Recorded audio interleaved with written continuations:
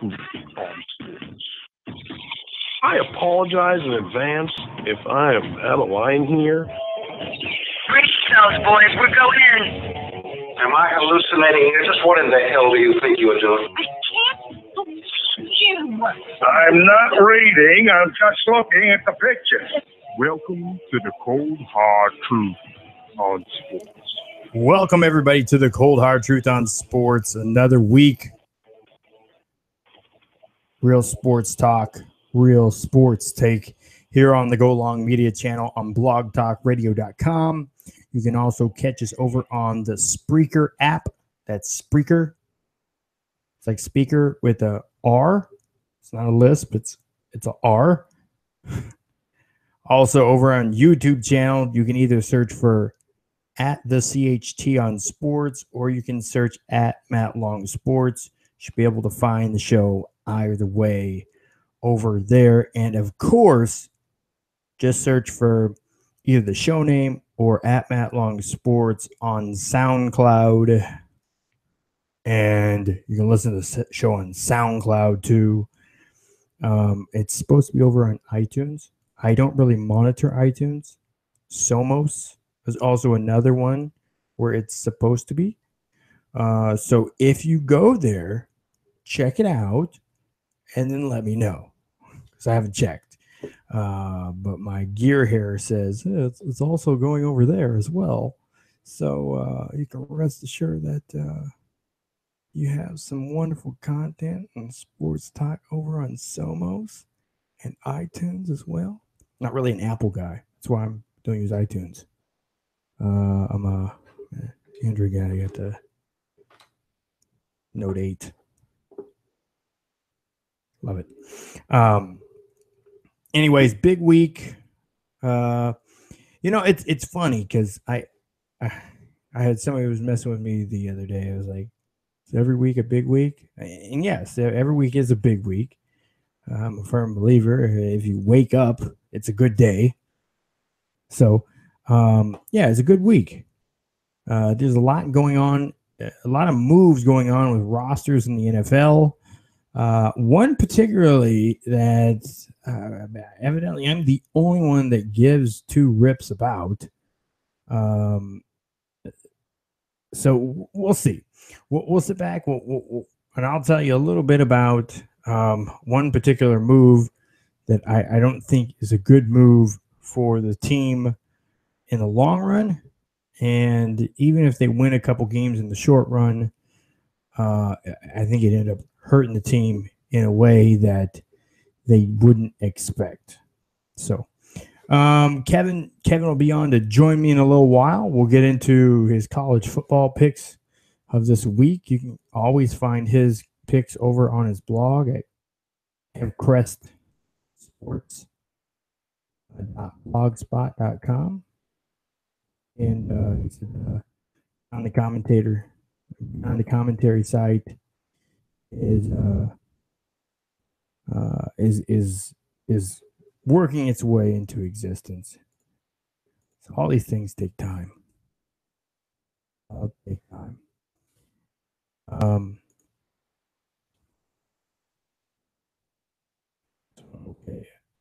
Trying to pull this out here. Anyway, we had some games again last week. I kind of closed the show with college football, and it was a week again with college football games. People tend to kind of knock if it's not a ranked team. I tend to try to lean away from that sort of stuff because rankings really don't matter so much this time of year. I got to watch bits and pieces of a lot of games this past weekend, which I was kind of excited about. UCF, University of Florida, thumped undefeated Memphis 40-13.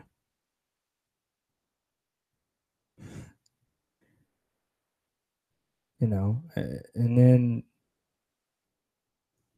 meanwhile, Georgia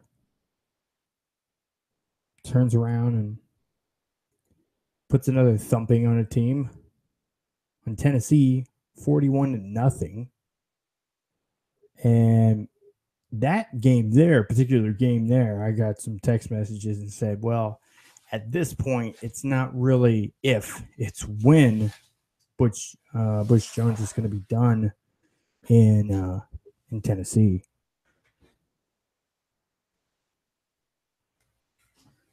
Got stuff under the desk here. Not good surprise stuff. Huh. Anyways, it's always nice to have good surprises under your desk, right? Right. Bad surprise, not so much. And it just showed Tennessee. Last year they were completely overrated preseason and really didn't live up to the hype at any point in time until the bowl game against Nebraska, where it looked like I think that's where Joshua Dobbs single-handedly earned all the scouts' attention, and that's what got him drafted. He should send a donation check to the University of Nebraska for helping him get drafted in the NFL. I think that game solidified and was really what did it. Because other than that game, he really didn't look like a quarterback, at least not a good one. Anyways, Tennessee lost their top 2 running backs from last year and their top quarterback and offensive line, their top defensive lineman. So they lost a lot. But that's the whole point of recruiting. So you have the guys to come in and fall in line behind them. The depth thing, that's one of the arguments that SEC makes. We have so much NFL talent. Really? The South has so much talent, the ACC and the SEC. Well, no, it's not about that. And if the talent doesn't translate to wins, what does that even say? That you don't have coaches? That you can't win games? Point in case. We want to talk about that, but let's face it, the ACC, the one team in the ACC is Clemson. After that, is a big drop off of everybody else. And the SEC is Alabama. It's a big drop off for everybody else. And it's nice that the conferences and teams in the conference want to rally around their teams and have hope. But what really separates people that are sports fans that see it because they watch more games than just the Southeast, you'll realize that the people that are saying da da da da da, this is so good, they're going to come up and challenge. They're the Homer fans. It's the fanboys saying that. You're going to always have a local station that's going to be at least one show or one main person on your news or on your sports radio that is going to be the Homer. You have to. And they're beloved, and a lot of people follow them. You're going to have some pessimism, but you can't go too far away from that with your local channels because people will tune it off. So yes, they're going to tell you. And the funny thing is I'm just sitting back here. People keep talking about. I heard one radio show actually here in Florida that was talking about who's the reporter. And again, media people, reporters ask some of the dumbest questions. And I get you have to have a quote. Sometimes it's your editor or sometimes your producer wants a quote.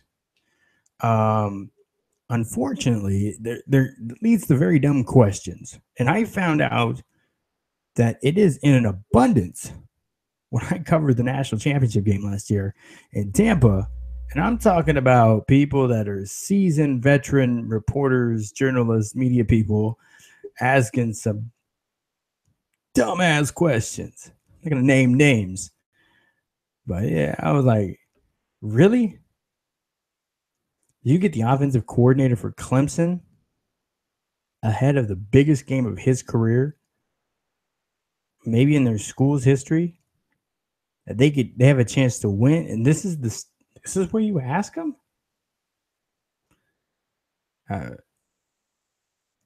was partly mad at the guy, and again, he is from ESPN, and he's about half my height. Again, I'm not gonna name names, but I'm like, my battery is dying on my phone where I was taking video. I was trying to do some. If you go back, you'll see some of it on Facebook. If you go over to the CHT on Sports on Facebook, you'll see some of the video there. Some of that I did live feed from Media Day because I wanted to get my questions, and I was being courteous, but people asked some dumb questions. And someone asked Nick Saban, who do you think the second best coach in the SEC is?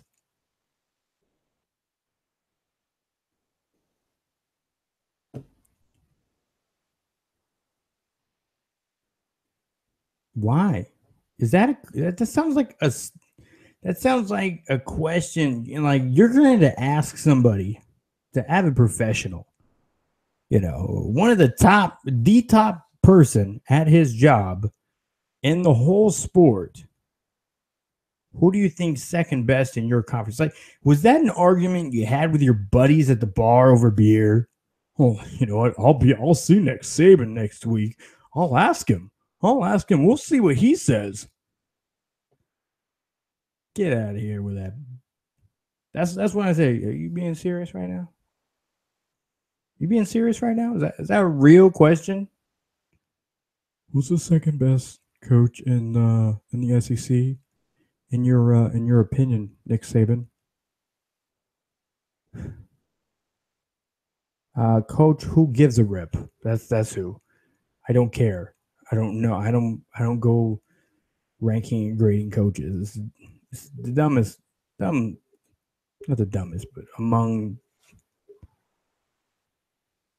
the lead. It's in the lead of dumb questions. It's amongst that pool of dumb questions. For those of you listening online on Blog Talk Radio or trying to get in on Blog Talk Radio via Skype, yes, you can Skype into the show. You can Skype call it for free. So if you don't want to use your minutes, because evidently there's some carriers that don't offer unlimited minutes now, and you say you're on a track phone, I guess, I don't know, and you have Wi-Fi, click on Wi-Fi and you can Skype into the show. Yeah, you just go to blogtalkradio.com/GoLong Media. That'll take you to the channel, and then it'll be the top show. It's the show that's going on right now, and you'll be able to hit Skype, and it'll take you to the Skype app on your phone or on your laptop, usually. But right now, they're saying that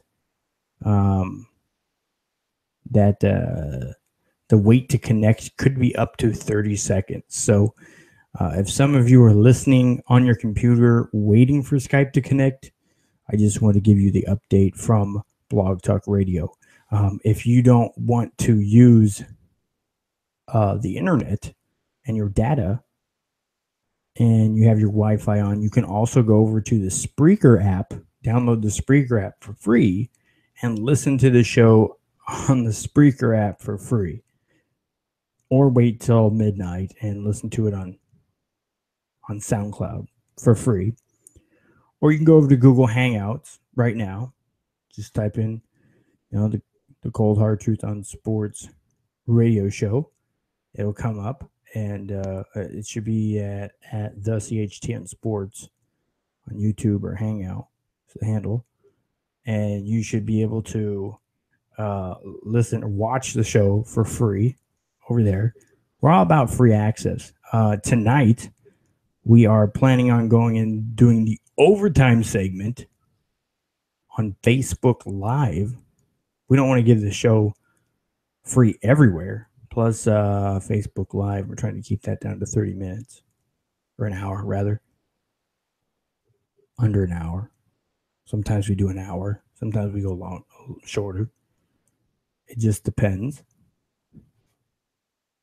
You will notice there are no commercials playing right now. We don't do a ton of commercials here. We want to be able to get content out. However, if you are an advertiser and you're interested in advertising on this show or the website and our publications, contact us and go over to, you can email us to the chtonsports@gmail.com, or you can reach out on Facebook.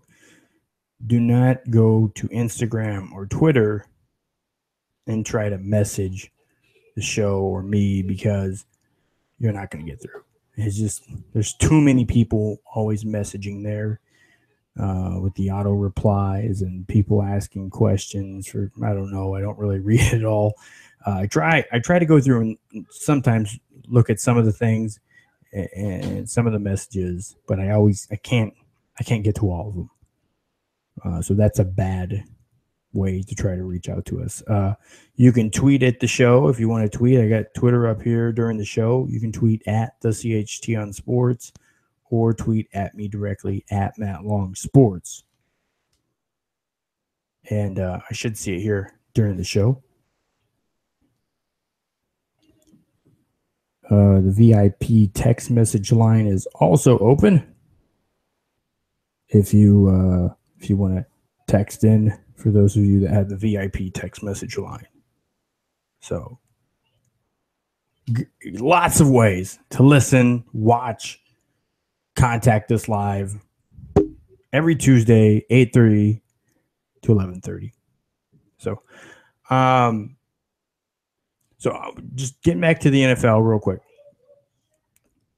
This week, and the Bears announced that they're going to bench Mike Glennon, and they will be starting.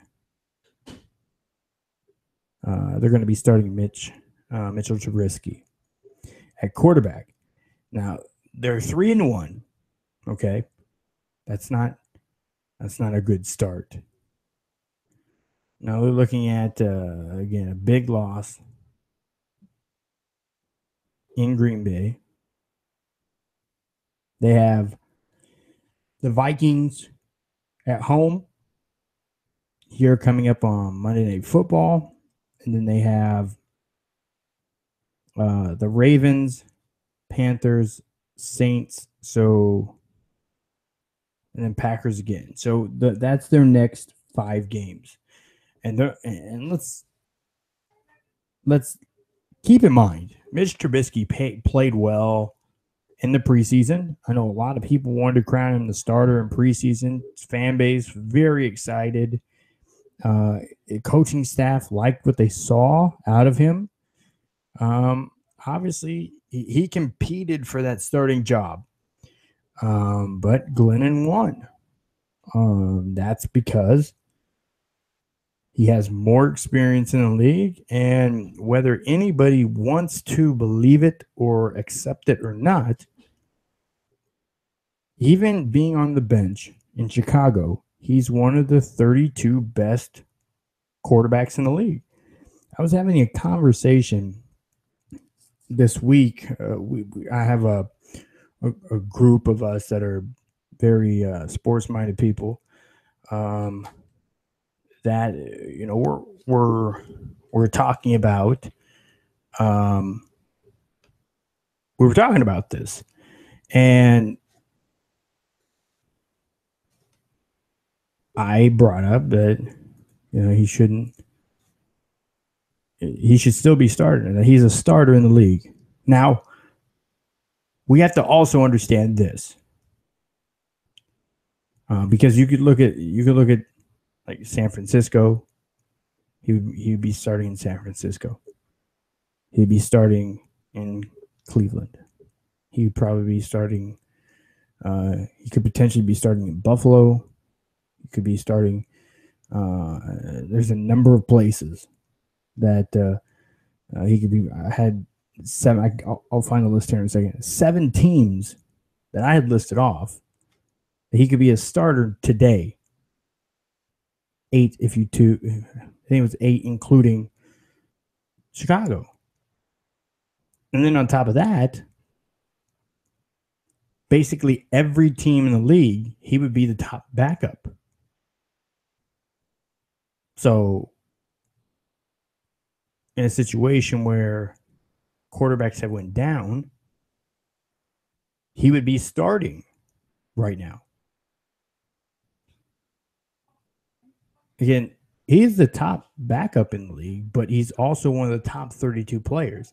Him being one of the top 32 players means he is today good enough to be a starter in the NFL. So he is a starting quarterback. That's what he is.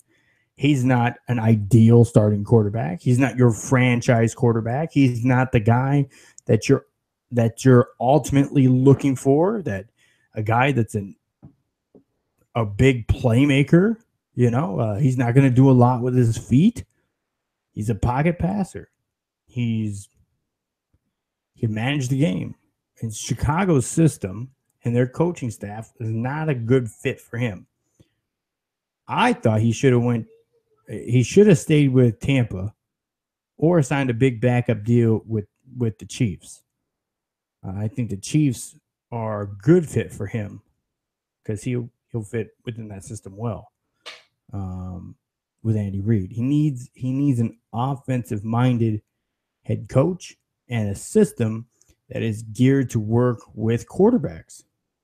He'd probably do pretty well in Dallas because, again, there are some weapons and stuff he has to utilize. Now, here's the big thing. And they said, you shouldn't bench. Why? Because you don't think Trubisky's ready? Well, no.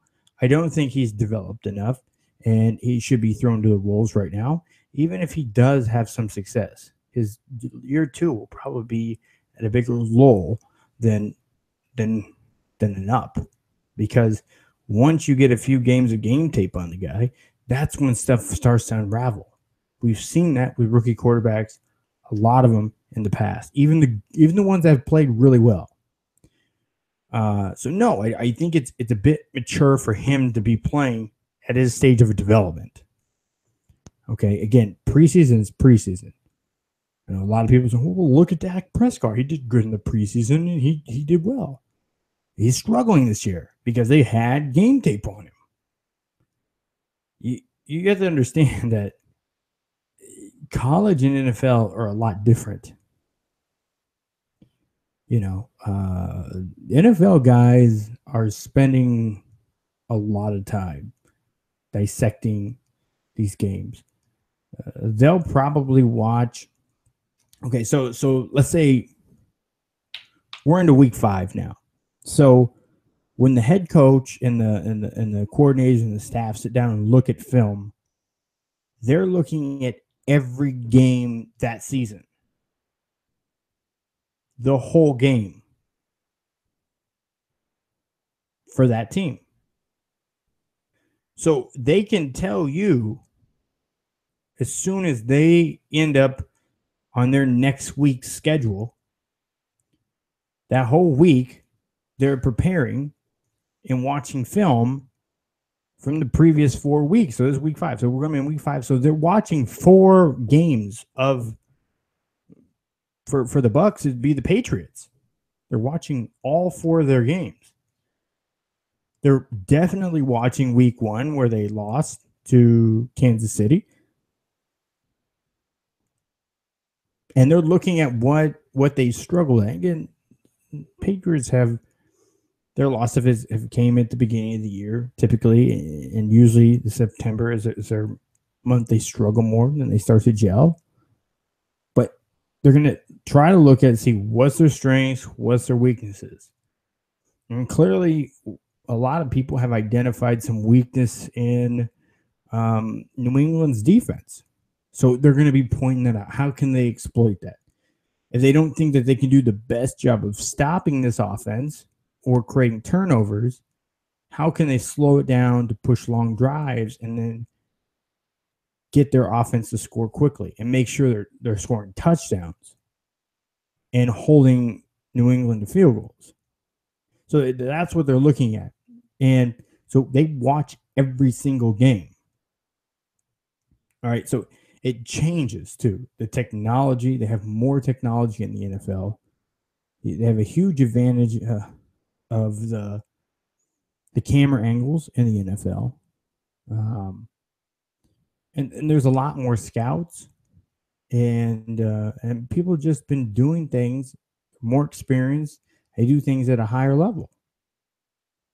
So that creates a different product and the way that they can dissect and break people down. I mean, you have people who've been dissecting football players for 3 decades that are in the NFL right now. More than that. Some more than that.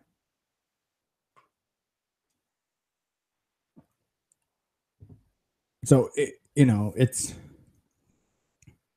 to think that somebody can go out there and just, he had good success preseason, or he had good success at the beginning of his rookie. Everybody comes down to earth at some point in time. Everybody has bad games, bad stretches. And that's the thing that they're going to try to expose. So I don't think Mr. Trubisky should not be starting right now for the Bears. And Glennon is a starter in the league. So you don't want to bring a guy in for 4 games and he's there and then put him on the bench. You're in the process of having to rebuild that offense. Do you want to get your future in there to struggle? You want him to have confidence. Because let's face it, as bad as people want to say Glennon has played, if you watch the tape, Glennon really hasn't played bad. He's made some mistakes in the process of trying to make things happen, but you pay him to try to make things happen. If we sit and look at who are his weapons, he does not have quality around him as far as his offensive weapons when it comes to receiver core. I mean, they're probably near the end of the league as far as ranking core. I'm just looking at this here, ranking here, at week 5 ranking for the offensive line, 29 out of 32. Almost the worst offensive line, third to worst offensive line in the entire league. If your line cannot block for you, and your receivers aren't running routes right or well, or they're not getting to their spots, that screws up the whole timing of the offense. I've watched 2.5 of their games, and I watched his wide receiving core for Chicago, and the route running is sloppy. They allow defenders to manipulate and maneuver them, and it's caused interceptions. They don't run the right route. They don't run the route where they're supposed to go. I mean, you come across the face of the defender. They're allowing the defender to reach and grab the far side. One example was in one of the games. The defender reached across far side of the body, pulls the receiver, knocks him a couple steps off his route, And that couple steps is about what it was overthrown. The safety sees that. He sees the ball in the air. He runs over to it. Again, the ball's already in the air when the defender, puts his hands on the receiver. It should have been called a pass interference. It wasn't. But it ended up in an interception. Is that Glennon's fault? No. He threw it to the spot. That's what you want out of your quarterback. You want him to throw it to an open spot. You don't see that's a big problem that a lot of the guys coming into the NFL, the quarterbacks that struggle. If you're a college quarterback, this is something, or high school quarterback, even better. What you have to work on is throwing the receiver open. Too many guys want to thread it in there to get it to where the receiver's at, and they don't throw it to them until they're open. In the NFL, you can't throw it to the open guy because they're too fast. The defense will be there. They'll knock it down or they'll intercept it. You have to anticipate and see where he's going to be open at and throw it to that point. And you have to trust that your receiver can get there. That's why you practice. There's a lot of reps at getting the timing down. You have to be able to put the ball where the receiver is going to be or where you want him to be. And he has to know that's where he's supposed to be. So as much as we want to kill quarterbacks for throwing interceptions or incomplete passes, we have to look at why are they incomplete or intercepted. Was the receiver running his route right? Was he making sure the defense was not dragging on him or holding on him or knocking him off his route? I mean, if he would have simply, when he came across the face of the defender, he would have simply used a club arm to make sure those arms were free when he got through. Defensive ends know this well. It's a swim move. It's a swim move. Making sure you use technique to keep space between you and defender so he's not holding on you, not dragging on you. So you can have arms free and your legs free to pursue the ball. If you can't, if you're not free, you're not going to get to it. It's going to be incomplete. And most people don't look at what the receiver's doing or what was the receiver supposed to do. It's not like Madden. It doesn't tell you where he was supposed to be, which that I think that would be cool as hell. But again, that doesn't exist. But that's another thing too. So if your offensive line isn't protecting you, and again, it's an outside in fail. Again, the interior linemen are the strength for Chicago. Long, Sutton, and Whitechair, they're good. It's not that they're bad offensive linemen. It's failing from the outside in. Their outside protection isn't there. So it's spacing out more. They're trying to pick up. You're trying to have to count on your running backs to pick up blocks. And if your running backs are picking up blocks, but your wide receivers aren't getting open, that's why you're looking at 8 sacks. 8 sacks in 4 games. That's why you're looking at 5 interceptions.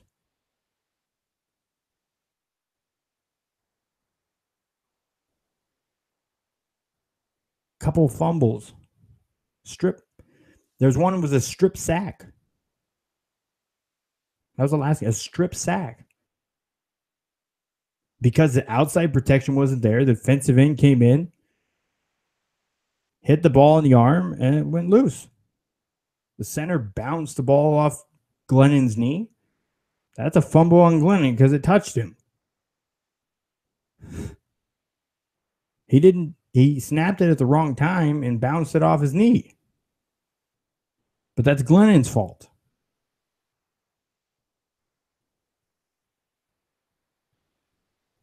You know, you're only going to get what opportunities are presented. And he's made some mistakes. Some of those, two of them, there's 2 underthrown balls in the Tampa game that were intercepted. But also the receiver wasn't doing a lot to play defense there either to help out. So, you know, this is his first year. He doesn't have a lot of experience with these guys, and these guys aren't top quality wide receivers. They're just not. So it's not surprising that they have only 1 win.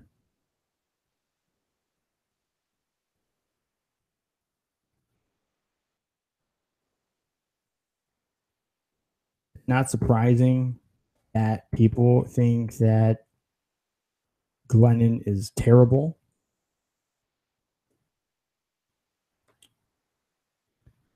And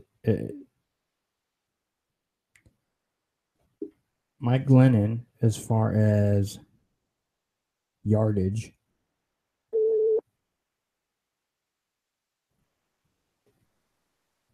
he is sitting currently 21st in the league in yardage thrown.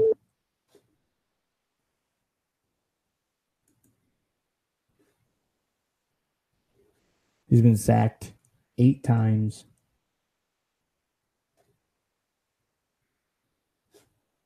And it's a problem. Here's the thing. It's like, again, I don't want to fixate on stats here, because stats are important, but we have to understand what they mean when we read them.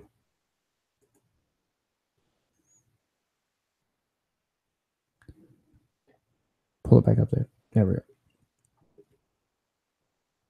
He's been sacked 8 times. He has 4 touchdowns, 5 interceptions,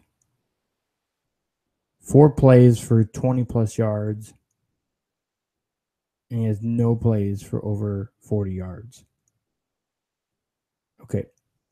And again, I'll make it perfectly clear.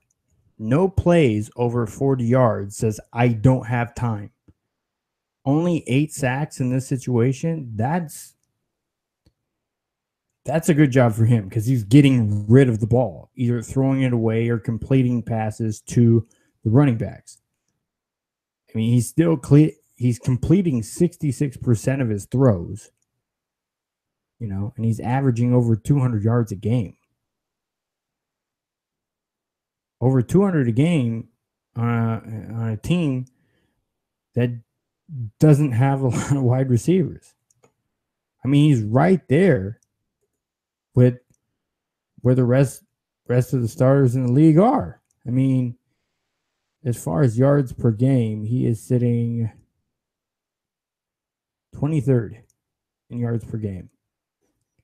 Completion percentage, he is let's see here.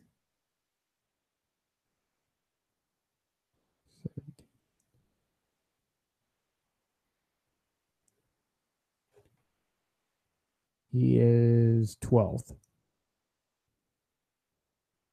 12th among players with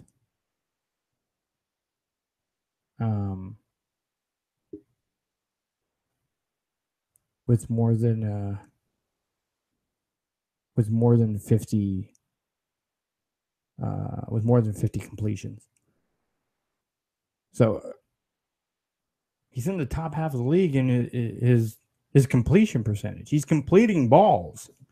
You know, he doesn't have protection and he doesn't have wideouts. So who can he throw to? Only person he can throw to is the wide receiver or the running backs. And that's why they look like they're doing well. I mean, when you're looking at as far as like team stats,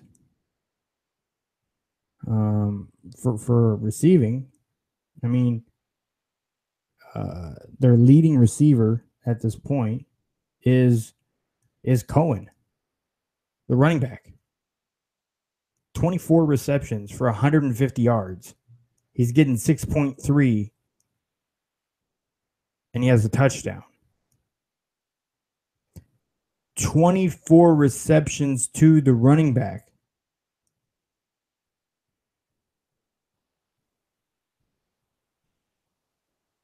Let's see here. Jordan Howard, 10 receptions.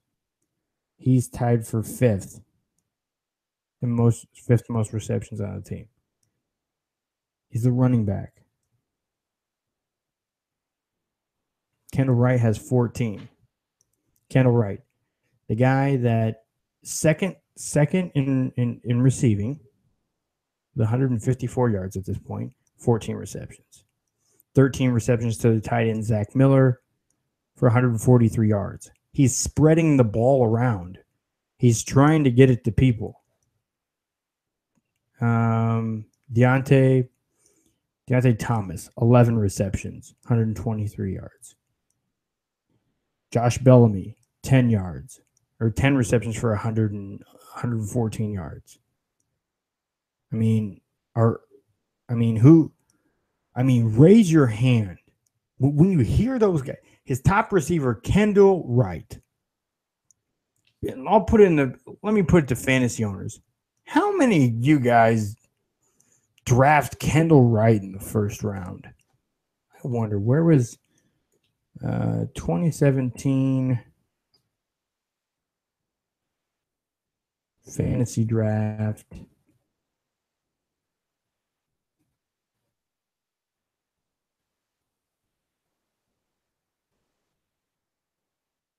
Kendall Wright. Let me see. I'm curious. Where did fantasy people?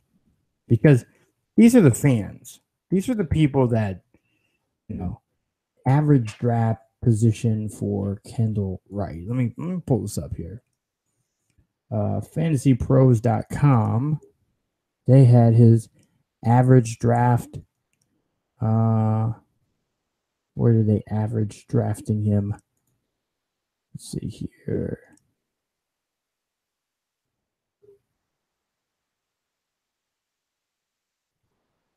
Well, let me see here. He's not in the top 30 wide receivers. ESPN had him as 190. The overall PPRs 191st.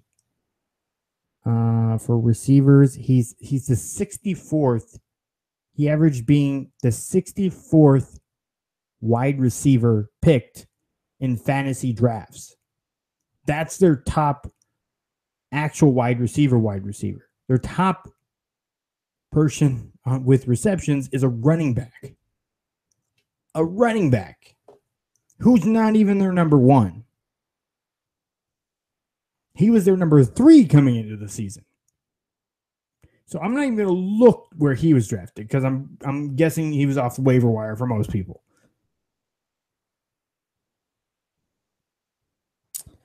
CBS overall 151st, as a wide receiver 55.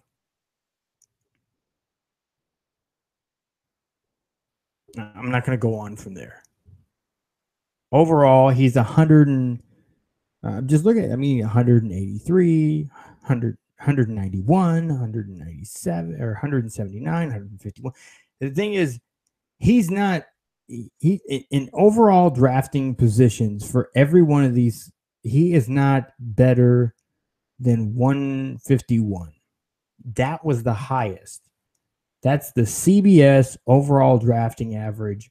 So people that drafted in CBS for CBS fantasy football, on average, drafted him in the highest position on their draft boards than anywhere else at 151. They picked 150 other wide receivers in their drafts before they picked him, and that was the soonest.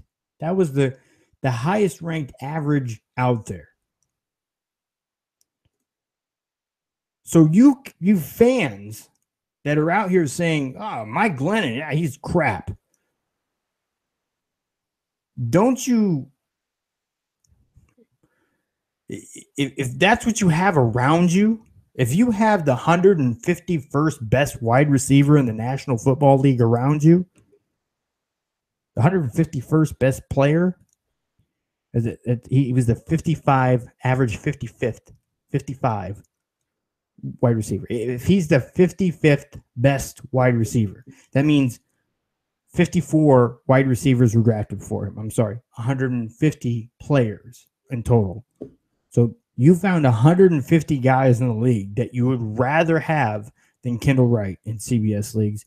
And as far as wide receivers, you found 54 other wide receivers that your teams would rather have on average in CBS leagues than him. Again, with ESPN leagues, they found 63 other wide receivers before him, and they found on average 190 players before him that they wanted to draft in ESPN league.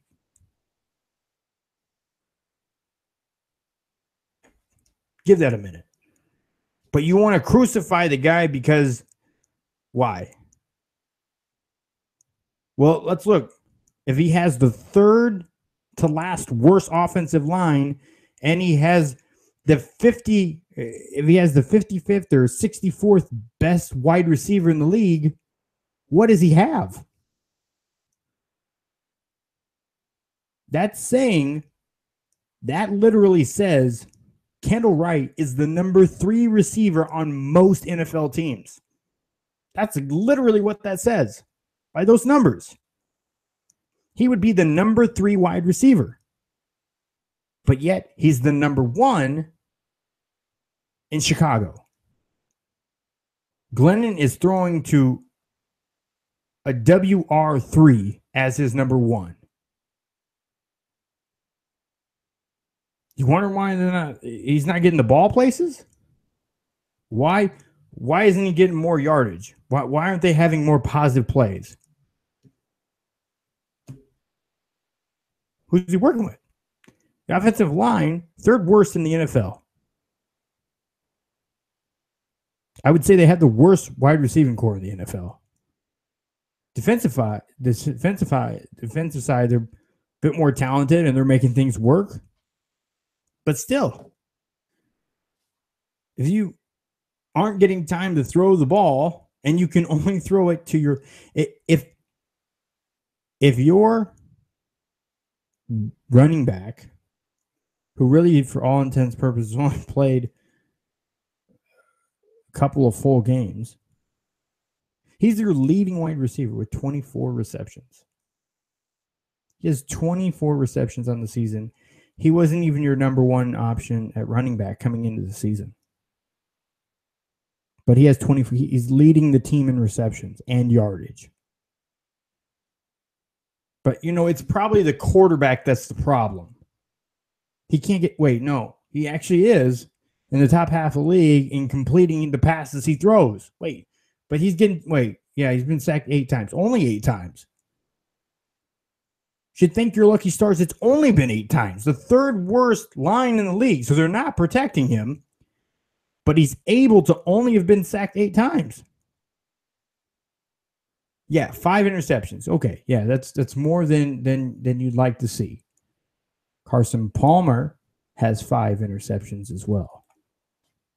Carson Palmer. We're not talking about removing him as a starter in Arizona, are we? Are we? No? Deshaun Kaiser has 8. Cleveland's sticking with him. Joe Flacco has 6. He's not losing his gig. Cam Newton has 5. We're not running to Anderson yet, are we? Like I said, Palmer has 5. Matt Ryan has 4 or 5. I'm sorry. Are we replacing Matt Ryan now? He has 5 touchdowns and 5 interceptions. He completes at a worse rate than it by 1.5%. By 1.5% worse rate than Glennon does. But he also has targets, people to throw to. It's amazing. But he only has 5 touchdowns, by the way. 5 touchdowns. 1 more touchdown than Glennon. So, I mean,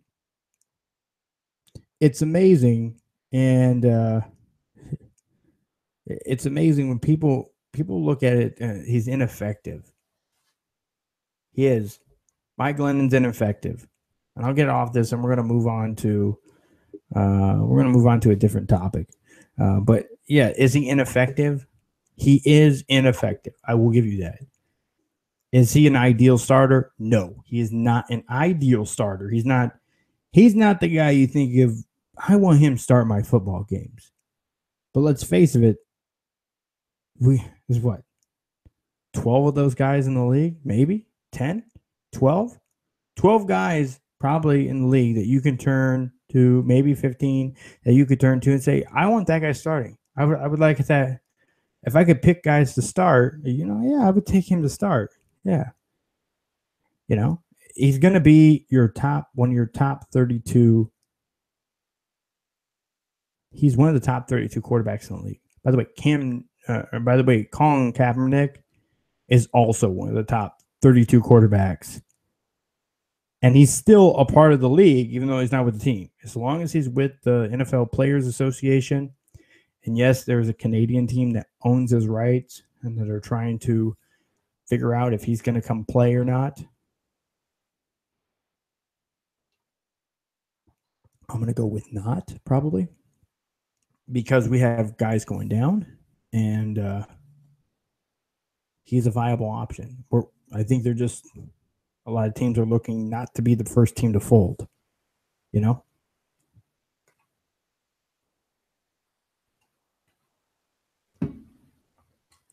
But he, again, we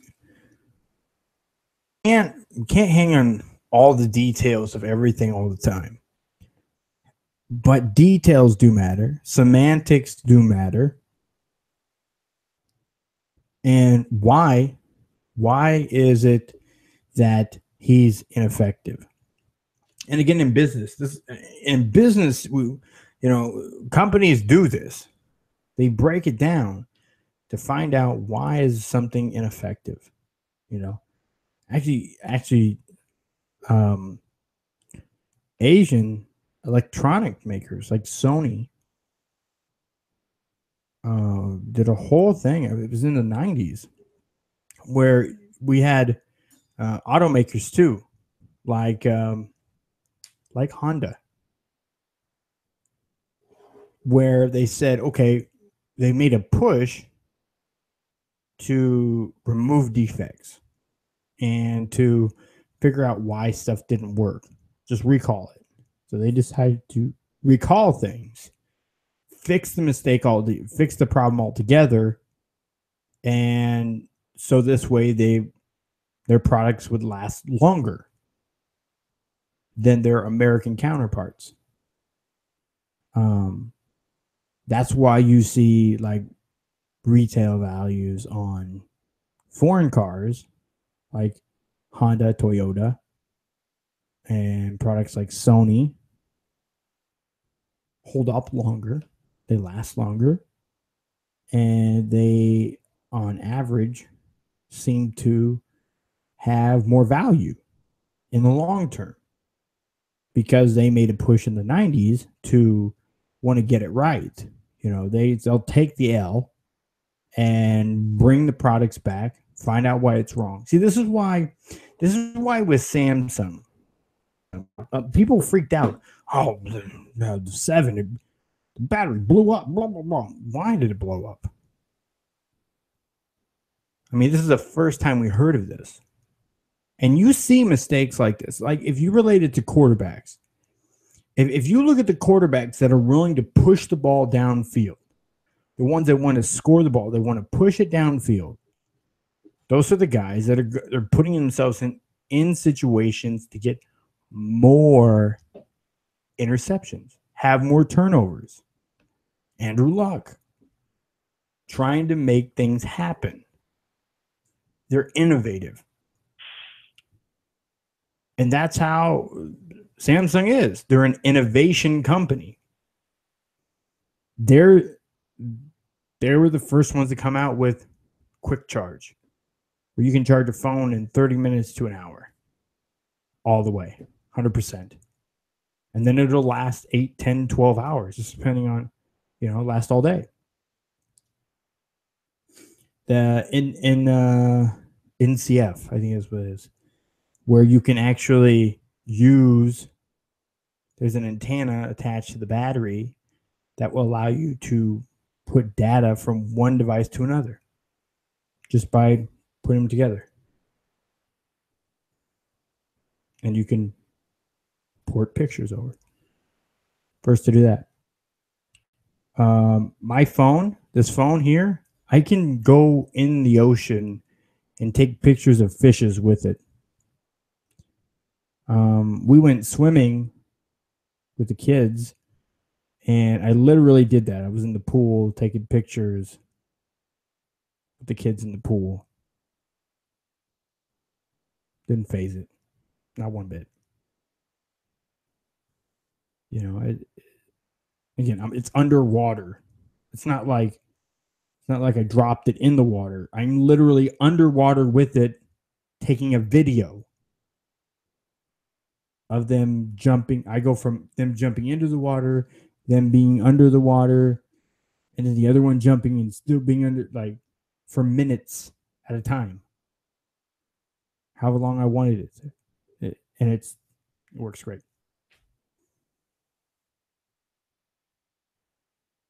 The non-wired charger. They were the first ones to do that. Again, VR, virtual reality. First ones. It's funny because you hear too often the media focuses on the bad stuff. Oh, the batteries blew up. And I think it was 20 or 30 some phones that did it. It was 20 or 30 some phones. It wasn't like thousands of phones that blew up. And again, it wasn't a problem with the phone. It was the battery maker. It's a third party that they worked with. So they went to the third party and they were going to change companies for this phone, for the 8 and for the refurbished 7. They ended up, the battery company ended up figuring out what it was, and they fixed it. And they kept with the company.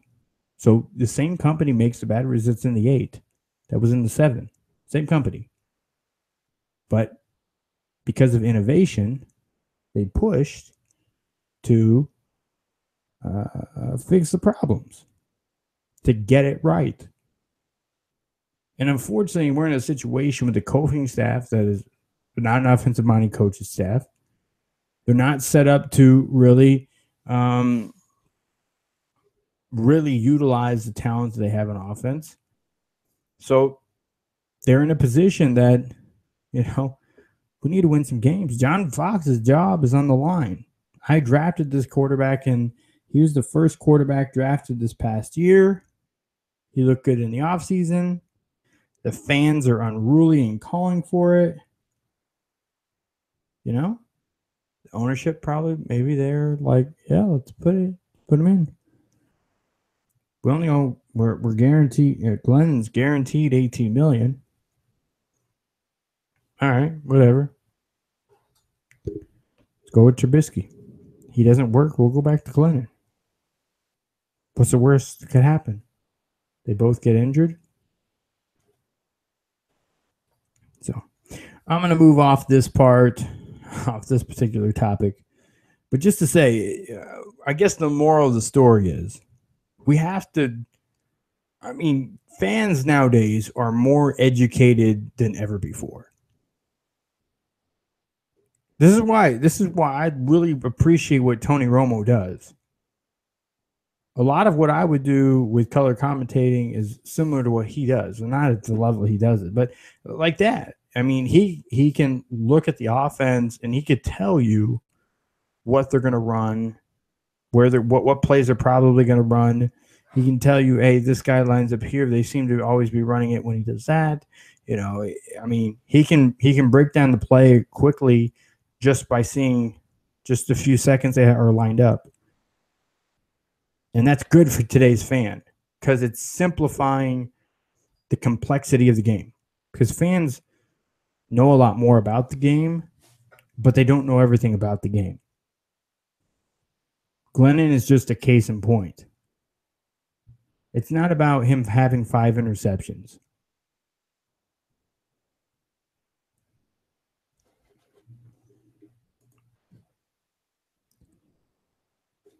As far as, let's see, there are 5 other quarterbacks in the league that are not in danger of losing their job that have 5 or more interceptions as well.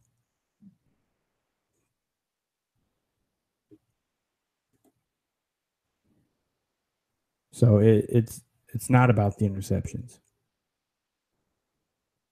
I mean, again, he's averaging over 200 yards a game with the worst receiving core in the league. His number 1 is a number 3 on every other team, including Cleveland.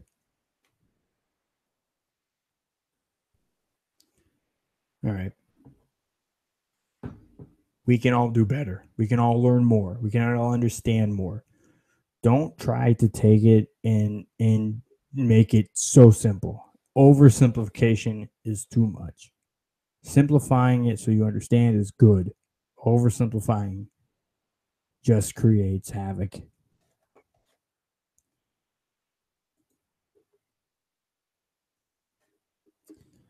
But all right, we're gonna get off. We're gonna get off this topic. I see a few messages here on the line, and we will get to those here shortly.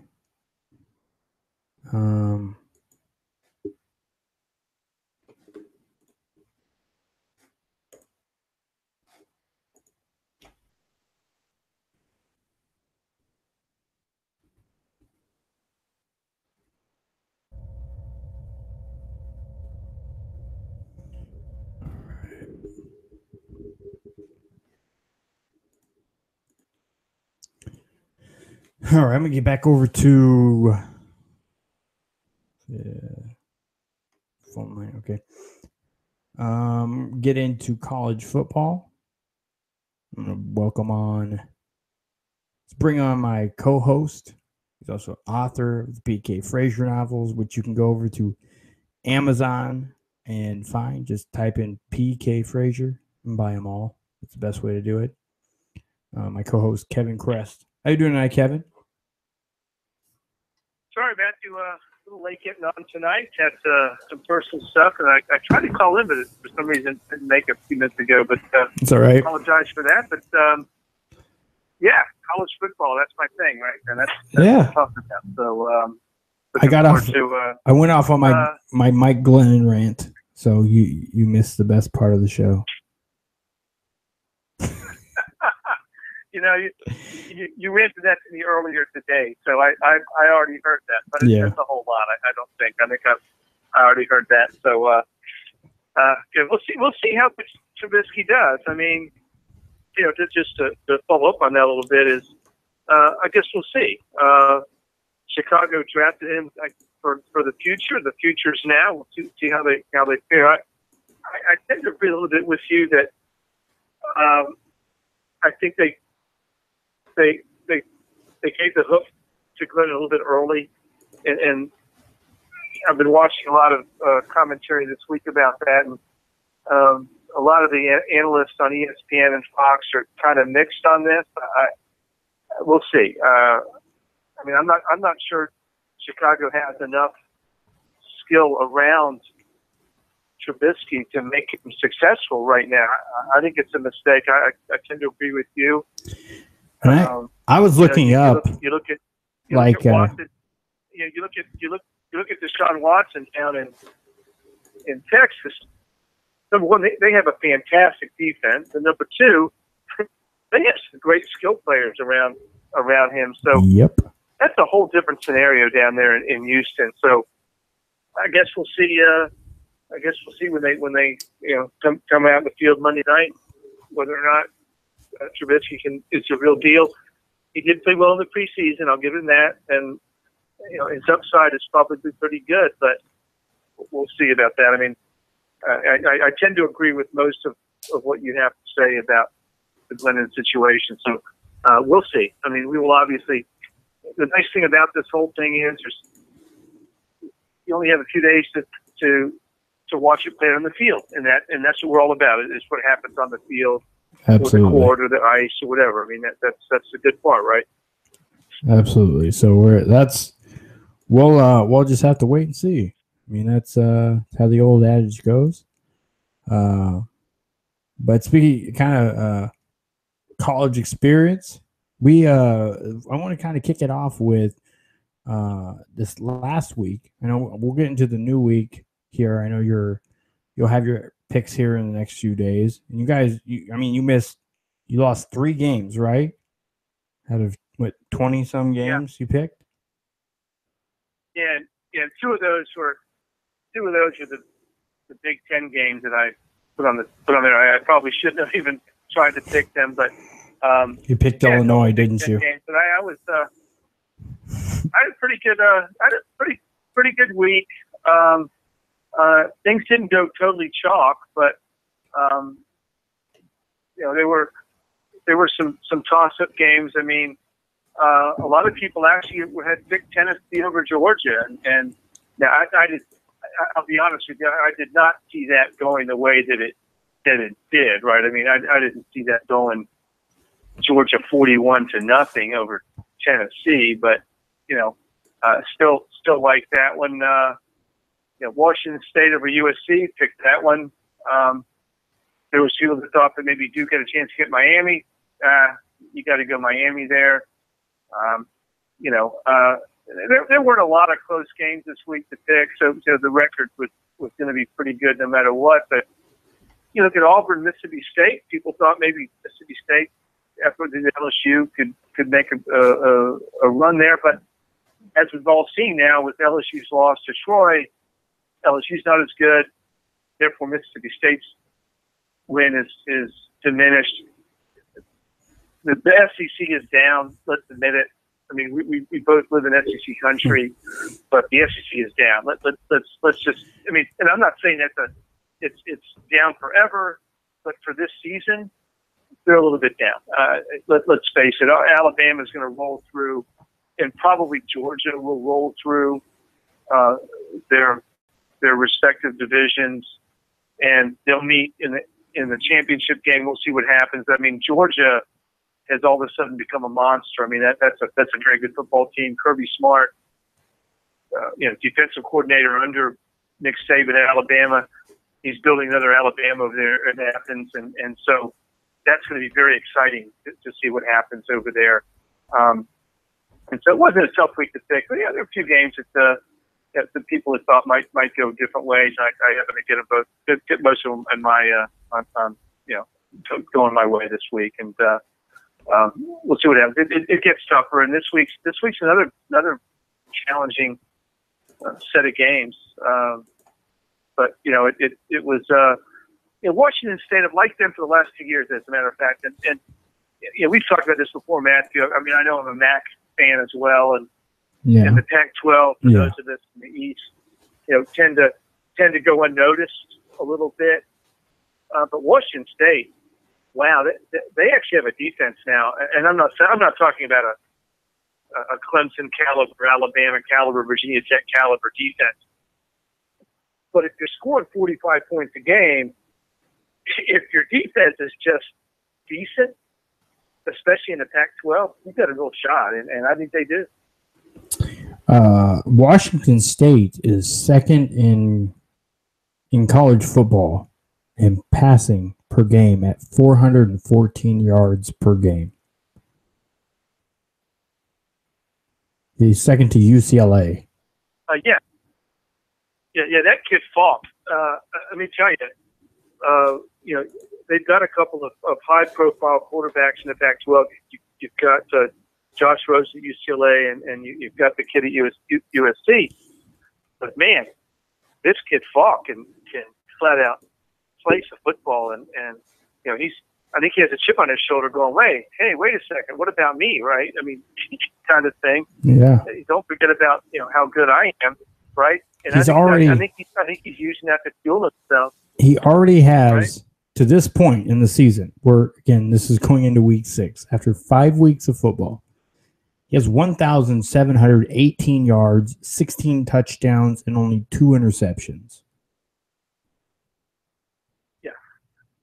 Yeah, that's some serious, and their competition hasn't been that bad. I mean, they did beat Boise State, which is a pretty good team. Yep. Oregon State. Yeah, they Nevada and SC. Yeah, they've beaten a couple of decent teams, but we'll see as their schedule gets a little bit tougher here. They've got to play Stanford, and I think they have. I think they have. Oregon coming up next. Cal this weekend? No, Oregon this in weekend. Eugene, and then they go to Berkeley, and then they have Colorado at home. So those are 3 tough games in a row. Yeah, they've got some tough. That Washington State Oregon game this week is going to be very interesting. You talk about contrast and styles. Oregon's going to try to run the ball and do all the stuff they do, and Washington State's going to try to throw the ball. I haven't published my pick on this yet, but my pick is going to be Washington State because Oregon's defense isn't very good, and Washington State's going to just pummel them. I mean, they're just going to pound them. Oregon, they have come back after a bad year last year. I think Willie Tecker's done a good job to kind of steady the ship up there in Eugene, but they don't have the defense to defend against Washington State. No, like they need to. I think that's going to be listen. It's an early game for the West Coast. It's 7 o'clock Central Time, 8 o'clock Eastern Time. So most people that watch that, I would urge most people, if they can get this game on television, to watch it because it is going to be an entertaining football game. It's on Fox in your time zone, 8 o'clock. My time zone, 7. I would urge people, if they have to DVR, whatever they want to do, you got to watch this game because this is going to be an interesting, entertaining football game. And the Pac-12 games generally are. I mean, last week, the Colorado UCLA game was very entertaining. UCLA pulled it out. The Washington State USC game was great. If you want to watch some good football, entertaining football, tune into the West Coast because if you get tired of watching Alabama win 66 to whatever it was against Ole Miss last week, that was just a debacle, and there's not much parity. But I'll tell you another game. Mentioning Alabama, Texas A&M. They lost that game against UCLA in week 1. UCLA came back and from 34 points down to beat A&M. But since then, A&M's played really good football, and of course it took them overtime to beat what is turning out to be a pretty good Arkansas team. Arkansas has only lost to TCU and to A&M in overtime. And all of a sudden you're starting to look and go, wait a second, these are pretty good teams. Alabama better be careful down there in College Station this weekend. That's going to be, I had predicted. You and I talked about this early in the season. I talked about it on my show with Lou in the morning. as well. That I just think Alabama's going to have a loss or two in there somewhere, and chalking up big wins against inferior competition. Plus, they won against Florida State on a couple of special teams plays, and they knocked their starting quarterback out.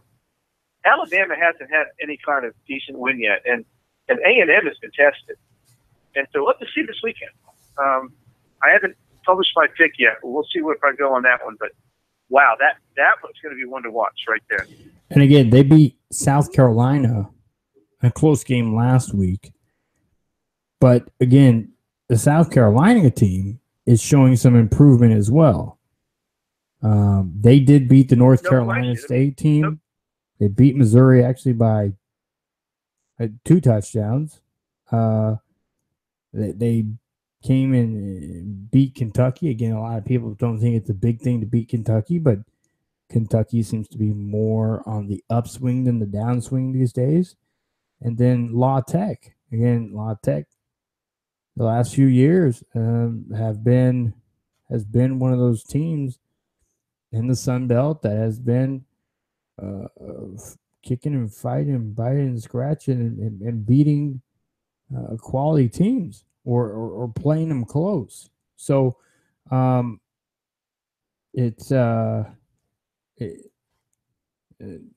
beat La Tech too. So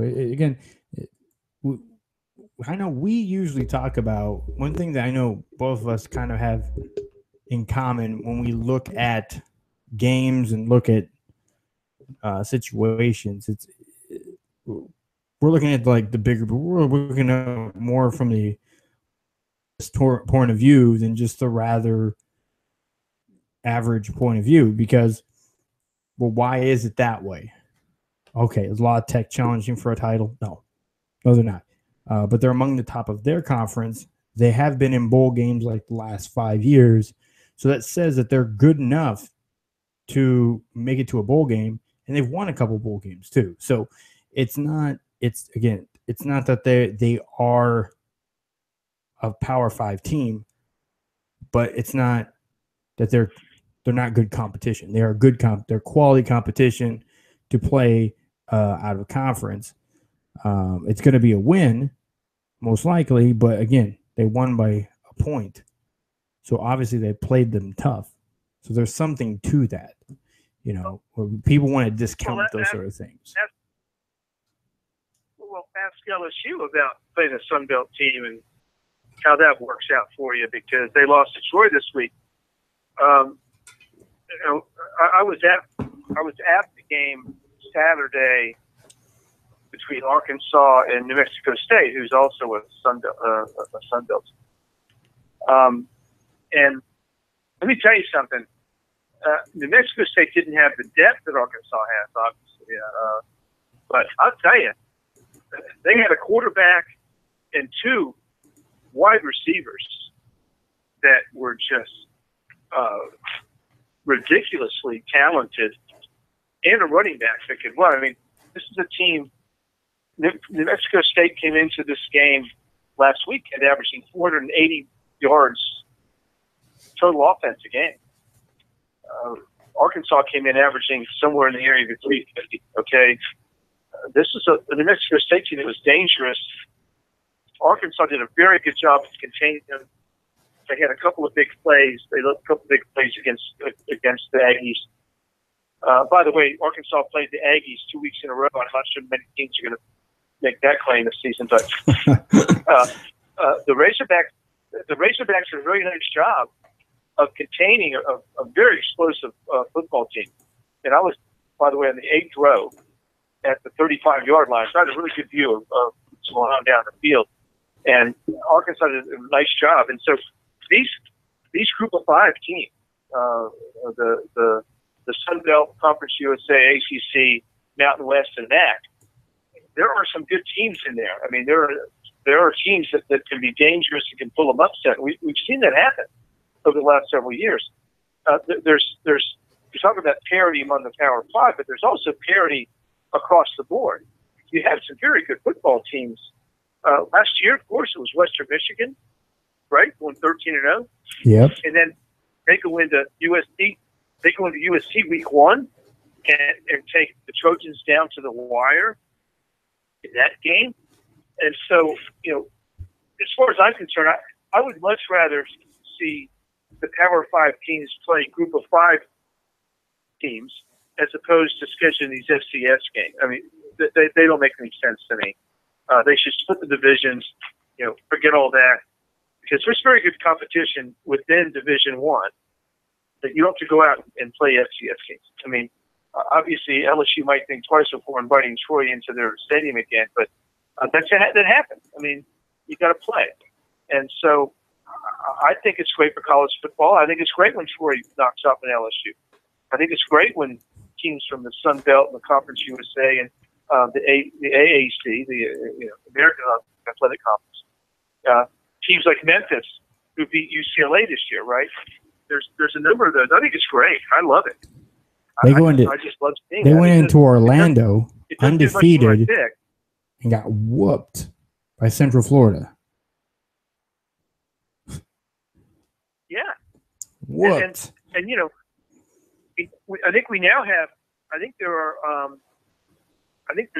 There are 3 Group of 5 teams in the top 25.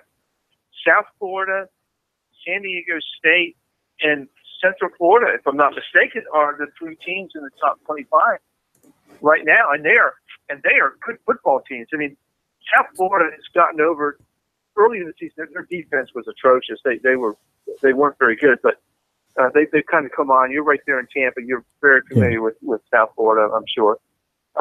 Good football team, playing well. Charlie Strong has that team heading in the right direction, and so I think they're on track. After watching the first couple of weeks, I wasn't sure if they were going to be able to live up to their billing, but they have. UCF, which is another hour northeast of you, up there in Orlando. Yeah, they've all of a sudden started to make some serious noise up there, and San Diego State, they're going to win the Pac-12 because they've beaten 2 Pac-12 teams. I think they're 2-0 in the Pac-12, right? I mean, yeah, they're looking pretty good, but they've just got the rest of the Mountain West schedule. So that's a very good football team. We'll see. So one of those teams is going to end up in the New Year's Day Bowl. Right now, my money is probably still on South Florida, but San Diego State, I'm not sure where they're going to stub their toes. So this could be all about just the rankings, and if they both are on the table, USF's going to get there because they started out ranked higher and they'll continue to be ranked higher. But we'll see what happens. But it's exciting stuff. But we've got a really big football game in your state this weekend. We've got Miami traveling to Florida State. What do you think about that one? Oh God, it's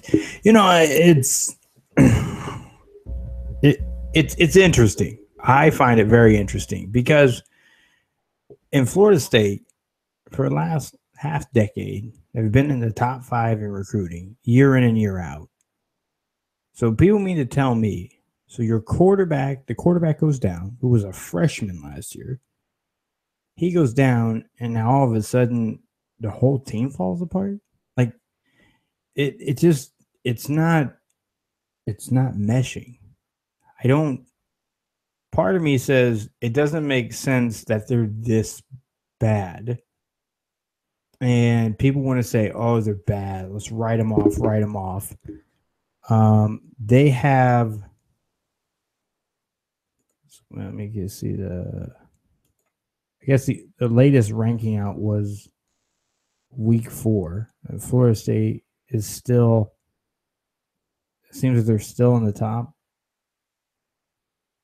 25. Yeah, they fell out, but I will say this, and you and I talked about this earlier today in our phone conversation. Yeah. So Florida State loses to Alabama. Yep. A couple of bad special teams plays. They lose their starting quarterback. They don't play for 3 more weeks. New starting quarterback, Blackman,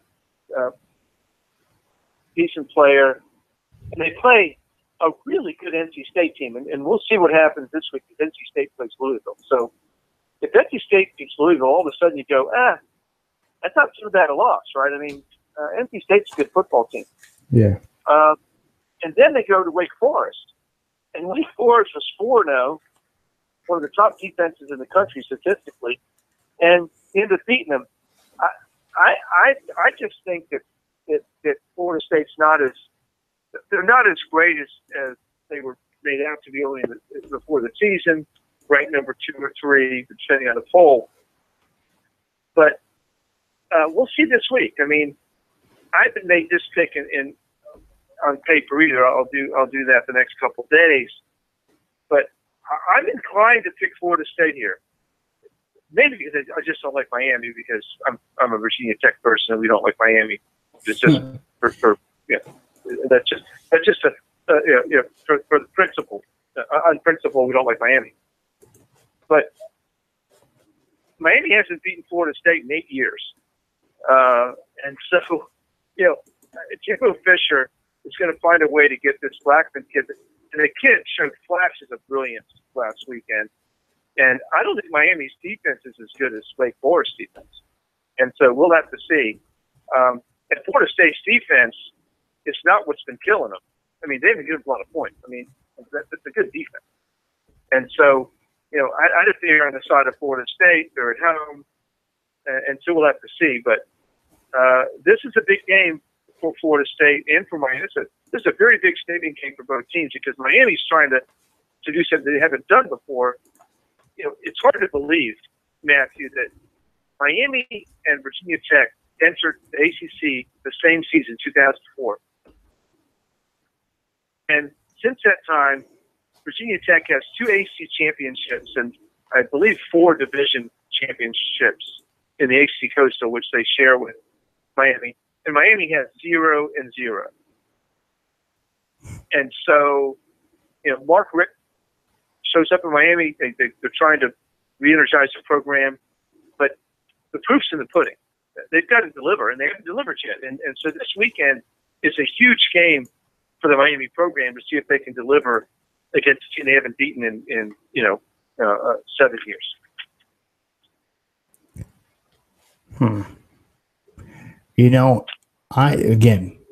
When Miami made the call to cancel the game,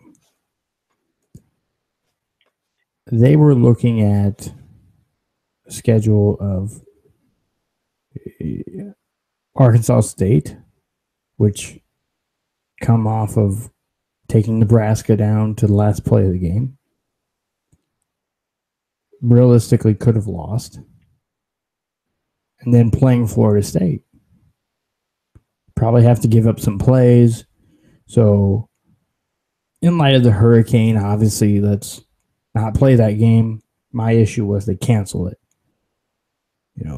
Find a way to play it. Play it on a Wednesday, Play it on a Thursday. Who cares? If you have a bye week coming up, then play it on the Wednesday of the bye week. You still got the same Saturday off. Play it on the Wednesday. Play it on a Friday. Whatever. You can make it happen, but they didn't give enough respect to them. That's what it gave me. It really lost opportunity. Upset me. So then they struggled in the first half against Toledo. And Toledo's not a bad team. They're a MAC team. No. Oh, anyway, you're talking that attack again, right? Yeah. Toledo is, in fact, that might have been one of the best games Miami's played in a couple of years because that was Toledo can flat out score some points, and they shut them down in the second half. That was impressive for me, for Miami. I will give Miami some kudos for that. That was a good performance. Because Toledo was leading 16-10 going into half. They shut them down in the third quarter and held them to 14 points. Again, holding Toledo to 14 points in a quarter is tough. And then on top of that, Miami found out a way to score 28. So that's the thing, is that fourth quarter is what made the difference in the game. That big fourth quarter for Miami. Few balls go their way. Toledo couldn't capitalize on some opportunities. I mean, look at the score. I mean, the score was 28-14 just in the fourth quarter alone. We can go back and look at all the other games in college football and the NFL. And that's probably pretty close to a lot of NFL scores. And a lot of college football scores. 28-14. I think the Nebraska game ended somewhere around 28-14, 28-10 or something like that. And that was the fourth quarter score. So the two teams found a way to put up a ton of points on each other, and Miami's defense stepped up big in the third quarter and fourth quarter, limiting them to only 14 points in the second half, which is tough to do. I mean, and Miami played a very, very good defensive game against Duke last week. I mean, Duke's not bad. Came in 4-0. So, I think Miami's for real. I don't want them to be for real, but I think they are for real. But, it's like they got to get over this FSU hurdle, and we'll see. We will see Saturday, what happens with that. I mean, this should be a terrific ball game. I think it's going to be close. I think it's going to be very defensive oriented. I think it's going to be somewhere in the, 24-21, 20, 27-20. I mean, by college football standards, that's a low-scoring game. Yeah. So I think that's what we're going to have. And I'm going to watch it. I mean, I'm obviously going to watch it. I think it's going to be a terrific football game. It's a great rivalry. We'll see. It's going to come down to how James Stockton can play. I mean, the quarterback for FSU, the freshman, the true freshman. If he can make plays like he did at the end of the game against Wake Forest, I give the edge to FSU. If Miami can get him off his game and overwhelm him, I'll have to go with Miami. But right now, I'm edging towards Florida State only because I think Florida State's defense can stop Miami. I think they have, and I think they can, and we'll see. I mean, this is one of those toss-up games, right? That yeah. When I make all my picks, you go, wow. I don't know. You just have to kind of not so much flip the coin, but just pick one, right? Because this is a pick-up game. I haven't seen what the line is on this game, but it's got to be really, really close. I mean, just from my experience, it's got to be this thing has to be 1.5. One way I would say it up right now final score 23-16 Miami. Well, right now Miami's a 3-point favorite. Okay, in Vegas, a 2-point betting favorite. Okay, and that's only because Florida State's playing with a freshman quarterback. So, you saw what happened early in the season with Virginia Tech, for instance, and with Clemson, both playing with redshirt freshman quarterbacks, going, well, we don't know how good they're going to be because they got this quarterback. All of a sudden, Virginia Tech, and by the way, the Hokies only dropped to 16 this week after losing to Clemson. Terrific football game. Saturday night. I mean, my Hokies lost, but they gave a good shot. That was a good game. Clemson's just a better version of Virginia Tech. Yeah, Clemson's just a better team. I mean, there's no way around that. And I said it on the radio show last week, and I think I even said it on our show, they're just better. I mean, they're a year or two ahead of Virginia Tech. Tech had a couple things go against them. If they'd gone for them, it might have been a little closer game. But that's why you're looking at Florida State as an underdog. You got to think Jimbo Fisher is going to get another week with this kid. He did play great in that final drive last week against Duke. Against Wake Forest. And so we'll have to see. I really, it's a terrific game. There's another terrific game also going to be at the same time on Saturday. West Virginia, TCU. That's always a tremendous game. It is, and TCU. By the way, just as a betting tip here, if you want to think Vegas totally whiffed on one here, TCU's a 13-point favorite in this game. I would bet for West Virginia on this one, just against the line, because I don't think TCU can outscore West Virginia by 13 points. I mean, yeah, they can win the game, but 13 points, because West Virginia can score some points, and so I don't know. That seems like a very, very big line to me. These games have ended in Hail Marys and last-second field goals. Oh yeah. I would definitely. I would throw a $5 or $10 on West Virginia, and this would see if I can make some money, because I don't see TCU outscoring them by that many points. You know what the crazy thing is?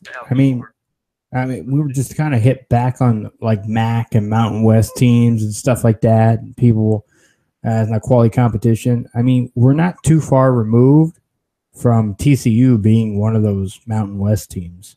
They were in the Mountain West for the longest time, and they kind of came up and surprised some people and played some decent football, got into a bigger conference and got more money and started winning lots of football games. So it's kind of again, you can't completely discount teams because it says MAC or Mountain West or Sun Belt, or definitely not AAC, which technically was a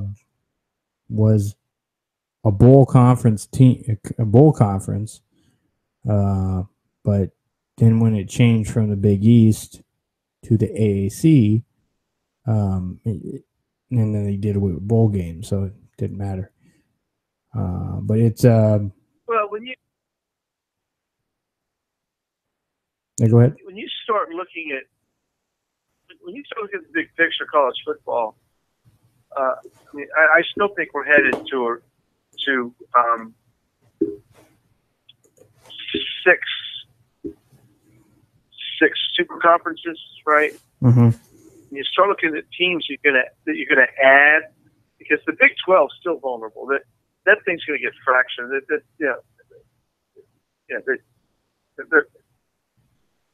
That league is not going to survive it, I don't think. And then you throw some of the group of 5 teams in there, and you got to look at teams like South Florida, right? I mean, they've been bantered about as a team to expand. If the SEC expands to 16 teams or 18 teams, right? Or the ACC expands to 18 teams. I'm talking about here, where I'm going. Yeah. Where do those teams come from, and where do they go? The big dog in this fight is Texas. What happens? What happens with Texas? What happens with the Big 12? A lot of conversation about that. The Big Ten's pretty much set. Where does Notre Dame fall? Notre Dame almost definitely falls into the ACC when they do decide to, make a move against an ACC at all other sports. But when you start divvying up, and the two conferences of the group of 5 that have the most, the better teams are the AAC and the NAC. And where do you start to divvy those teams up, right? Because you've got some potential,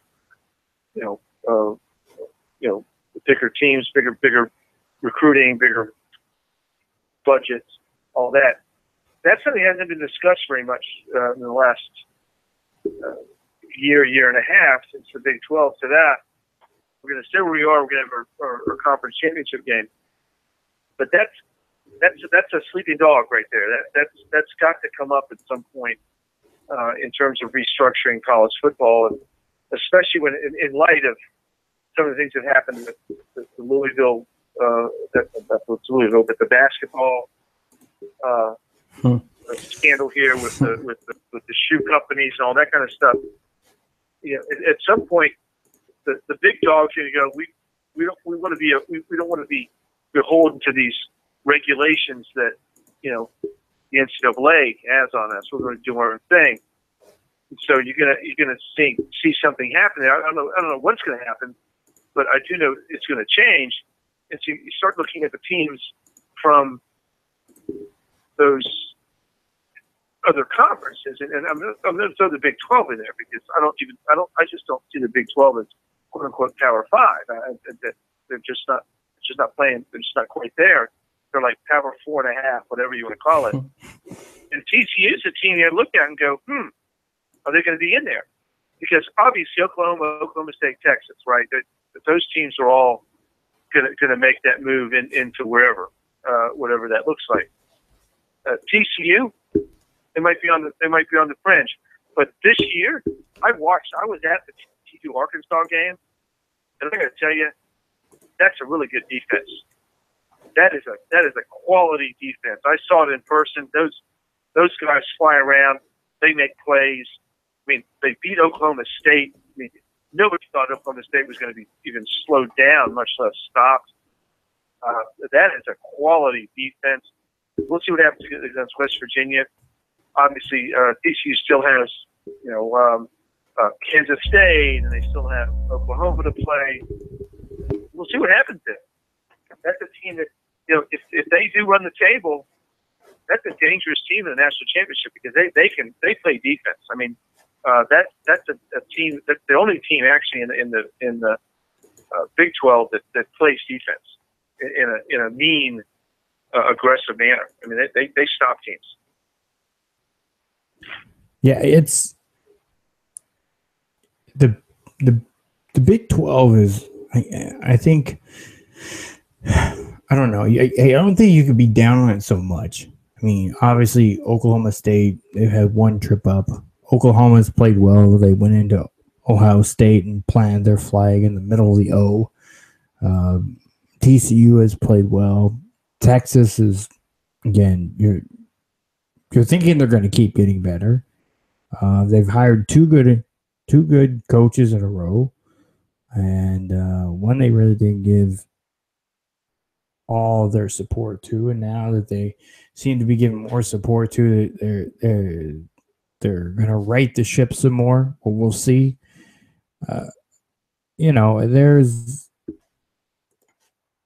There's enough there that's in the Big 12 to keep the conference there. It's obviously it's a bold statement to think that people are going to pillage more from the Big 12 than the Big 12 pillage from other conferences. But I think it has to go to six Power 6 conferences.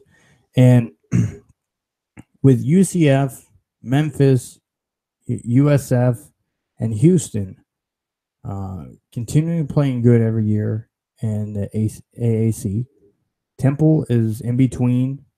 They're up one year, down another year. You have these teams kind of in between that'll show a little bit.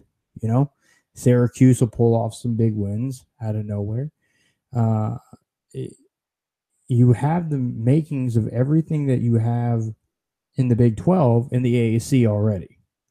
It's already there. I'm sorry to tell Big 12 fans, but the AAC is pretty much from what we can see as far as football play, where the Big 12 is. So are they gonna pillage from each other? I think the bad move was the Big 12 not moving hard enough to bring in two other teams to be playing this season. I think that was a horrible move. They want to wait and they're trying to look at who's, remember the AAC is going to have a TV contract come up here pretty soon too. And that's they're gonna look at, okay, so you're in Orlando, you're in Tampa, the largest market in Florida. You're in Orlando, which is the third largest market in Florida. You're in Memphis. Again, that's a top 25 market in the country. And you're in Texas. You're, again, Texas Christian. Where is that? Just near, close to Dallas, the Dallas-Fort Worth area. It's like a number 6 market, 5 market in the country. Or Houston's number 3 in the country. So obviously, TCU's in the Big 12. Well, TCU's in the Big 12. I meant Houston. But Houston. I mean, you got TCU, but I'm saying Houston, Houston's the number 3 market. So I'm saying you have 4 teams that are already in top 25 markets. Yes. And two of the 3 largest markets in the state of Florida. So and the largest market in the state of Texas. So your recruiting base is great. You're on TV all the time, you know. And Ed Oliver, I don't know why more people aren't talking about Ed Oliver. That guy last year was a wrecking ball on defense as a freshman. He's gonna be tremendous this year too. So at Houston, I mean, the guy is sophomore. You know. From a big picture, from a big picture perspective on college football, the Big 12 totally balked on expansion. And I'm not sure if it was because they couldn't decide which teams to take or whatever, but in my opinion, is they kind of signed their own death warrant when they didn't expand. And we'll have to see what happens, because I agree with you. I see it being in my limited brain here anyway, which makes lots of mistakes in everyday life. But I see 16-team conferences in college football. Okay, that's 96 teams in the power conferences. Mm-hmm. We have way too many teams. We have way too many college football teams now that can't compete at that level, and they call it. They say they're in the FCS, in the FBS, but they're really not playing at that level. You've got a bunch of them. Okay, so you have 96 teams. You know, you've got teams like Boise State, San Diego State, and USF, and some others that definitely belong with the big boys, okay? Because they play with the big boys. They play and they beat them, right? I mean, they should be there. There's no question. Then you have teams like UMass and UConn, and oh my God, you got San Jose State. You got some other schools that don't even belong in that division. I mean, they should just admit it and go back to FCS or whatever. Or maybe there's a middle ground or something like that, but they can't compete. You see it. They can't compete athletically. They can't compete. I watched. Did you see the South Florida game against San Jose State? First game of the season. There were like 18 people in the stands. I mean, literally, it was an empty stadium. I mean, that's ridiculous. And then you got games where people can't get. I mean. Then you got games in the SEC where they put 70,000 people in, right? You get 93,000 at the Swamp in Florida. You got 106,000 Tennessee, and you've got 12 people in the stand at San Jose State. So, there's definitely a very, very different pecking order going on here, and the Big 12 is kind of caught in the middle. Because they've got Iowa State, and they have Texas Tech, and they have some schools in Kansas, for God's sakes. They should just give up. Okay, just give it up. Just don't even bother. Don't even bother. Right? Why field the team? And then you've got these rabid schools, and then you've got these schools like Texas and Oklahoma and Oklahoma State, where there's gobs and gobs and gobs and gobs and gobs and gobs and gobs and gobs of money. And so you have this disparity within the conference. At least in the SEC, all the schools are rabid. I mean, yeah, you have Vanderbilt that doesn't compete, but they're pretty good this year. They're 4-2, I believe. They beat Kansas State. They're competing.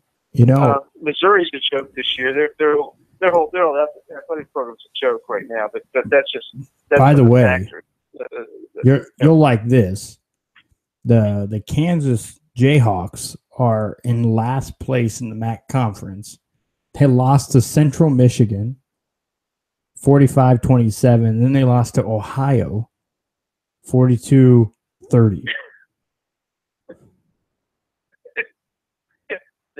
I mean, you talk about a team that you say, well, they're not that great in the Big 12. They can't even compete in one of the Group of 5 conferences. I mean, listen. If this was English soccer, Kansas would have been relegated to the FCS, right? I mean, if they would have been relegated, they'd be like, you're not good enough. You got to move down a level because they not only do they suck, they're not even trying. I mean, let me put it this way: they played against Southeast Missouri, and I'm pretty sure.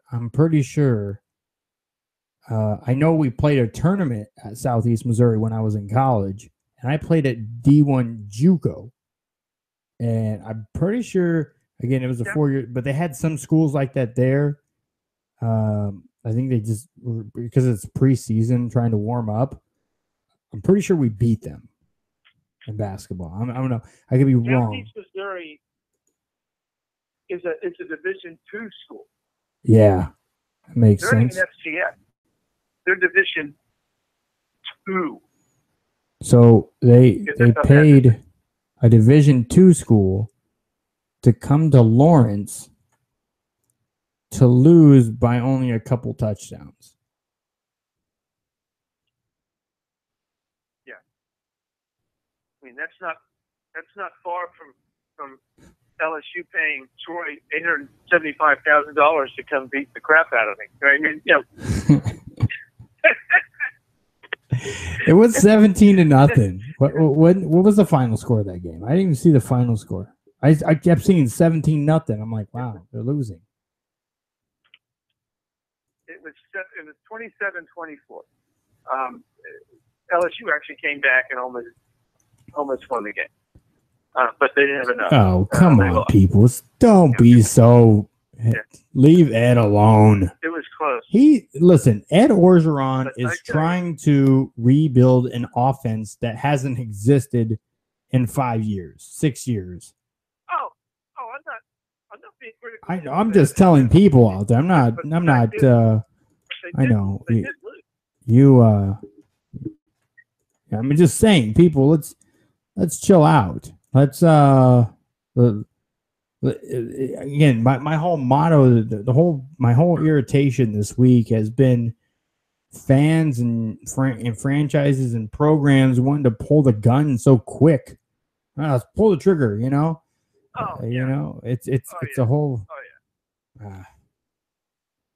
I don't get it. Ed Orgeron is terrible. They're going to want to regret it. Maybe they should just cut it ties now and pay him the $12 million. Like, Les Miles left the cupboard pretty bare on the offensive side.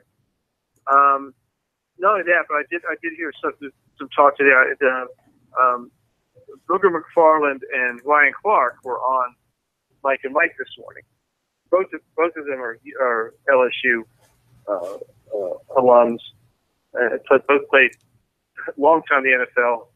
Great players. And they were talking about this is a transition period because Les Miles coached in a certain way, and actually a really bad way for LSU. And Ed Orgeron is trying to figure out how to get this thing better. No one expects him to lose to Troy, but the fact of the matter is that Troy was a bowl team last year, and I know you go, everybody makes a bowl. But that still means they won a lot of football games, right? I mean, they know how to win football games. And that's the difference now that we've got some parity is that these group of 5 teams come in with confidence because they have good players because, it used to be a Power 5 school could stockpile talent. But now, if you're a really good player in high school, you want to go play, right? Yeah. And so, right. So these group of 5 teams, they can get some good. And I'll use South Florida as a great example, right? So the Tampa area has great football players. Right? I mean, it's a really talent-rich area. Well, all those guys can't go to Miami and Florida State, Florida, and so okay. So let's just say you get the guy that's the second choice of Florida or Florida State or Miami, and they say, well, yeah, but you get to sit on the bench. He's going to go, screw you. I'm going to go over here. I'm going to play football because now everybody's on television. I mean, every game for every team is on television. So you don't have to go to Notre Dame or Michigan or Ohio State or USC or the traditional powers to get notoriety. You can just go to USF, which, by the way, has a very high-profile coach. And Jim Leavitt built that program, did a great job with it, right? I mean, that was a good football program. And so there's some tradition there. So if I'm like 90 seconds school and USF comes calling, I'm probably going to say yes because I'm going to get to play. Because Charlie Strong's going to show up at my door and go, you can start. Oh, Florida State's recruiting you? What's your chance at Florida State? You think you're going to play there? Are you going to compete with the guys like Dalvin Cook right there? No. Come to my place and you can play. And that's what's happening, right? Yeah. 60 seconds. Come on in. We're going to play. And that's why you got all this help. Now, USF's defense isn't great. I will say that. But their offense, holy crap, Matthew. That's a scoring machine right there. I think their football team can outscore their basketball team this year, but probably we'll see. But that's a scoring machine right there. So I was just I was just going over here trying to look at the 2018 class of football, the Rivals 250. Okay, so I'm scrolling down the list and I look cockeyed for a second because in the top 250. Again, in light of the conversation we just got done having 10 seconds. With Kansas not being in last place of the MAC, the 24th overall player and the number 4 wide receiver in the class, 5 stars from New Orleans, is committed to Kansas right now. I want to find every company in the world that does sales, anybody that does, every school that's looking for recruiters, find out who that guy is in Kansas and hire him away. How do you get a 5-star wide receiver from New Orleans to go to Kansas? Lawrence, Kansas. He's committed. He committed over Alabama, Arizona, Arkansas, Florida, Georgia, Iowa State, LSU, Mississippi State, Oklahoma, TCU, Tennessee, West Virginia. So all schools that typically have, wins at all for Kansas. Wow. I guess it must be an Adidas guy. They are an Adidas school, yes. Man. They are an Adidas school. Okay. Okay. Uh-oh. Are we breaking news now? Given the events of last week, just saying that's one of those.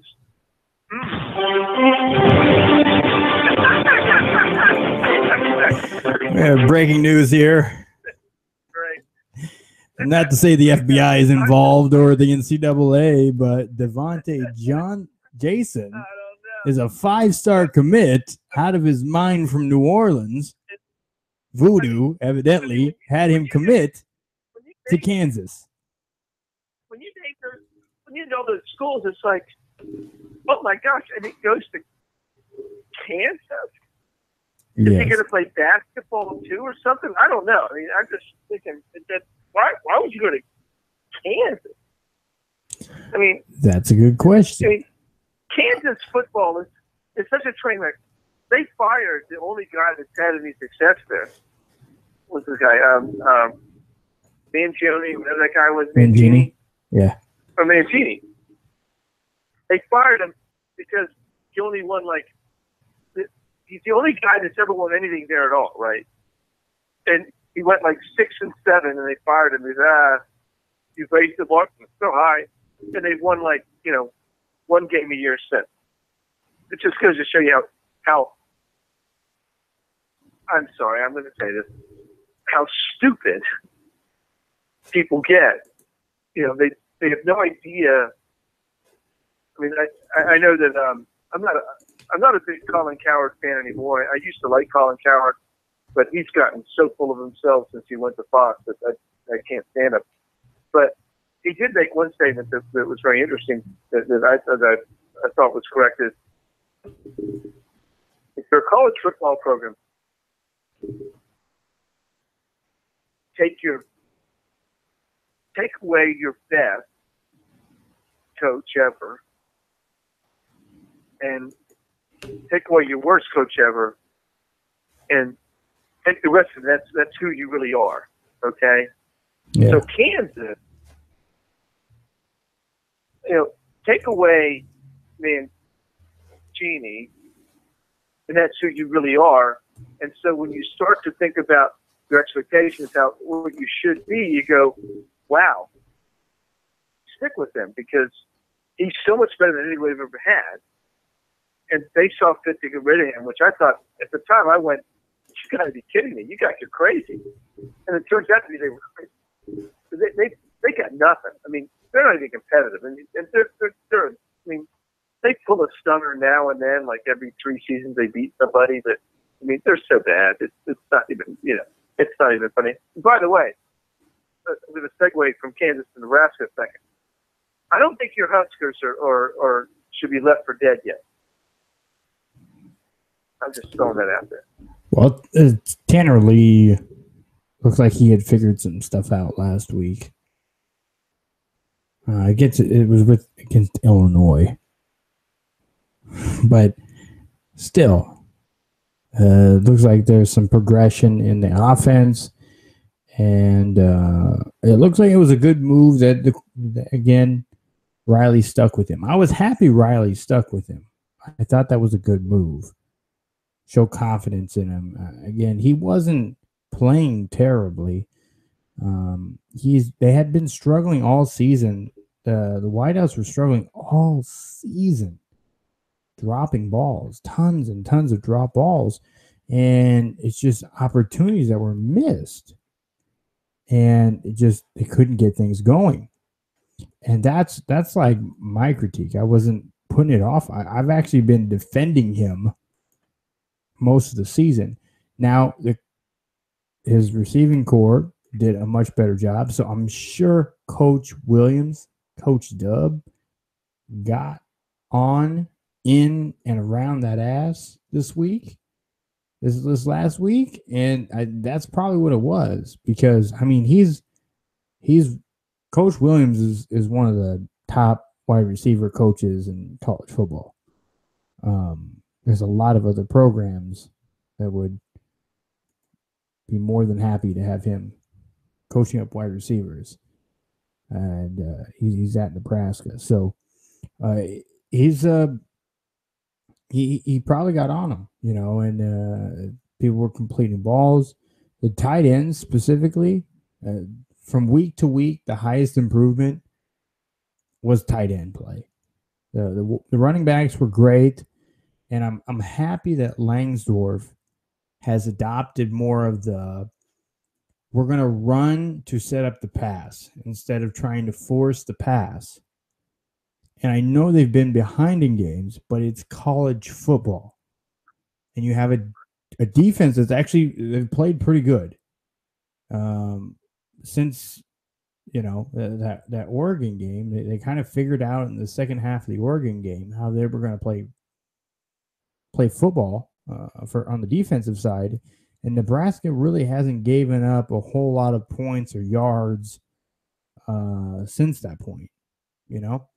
They've done a good job of figuring it out. So big game this weekend. Got Wisconsin. Yeah. In Lincoln. Yeah. Can they give it up to give them a fight, or what's the deal there? Because that they played really well against Illinois. Illinois is not a bad team. Illinois, I mean that wasn't a slam dunk win. Illinois is starting 5 true freshmen on each side of the ball.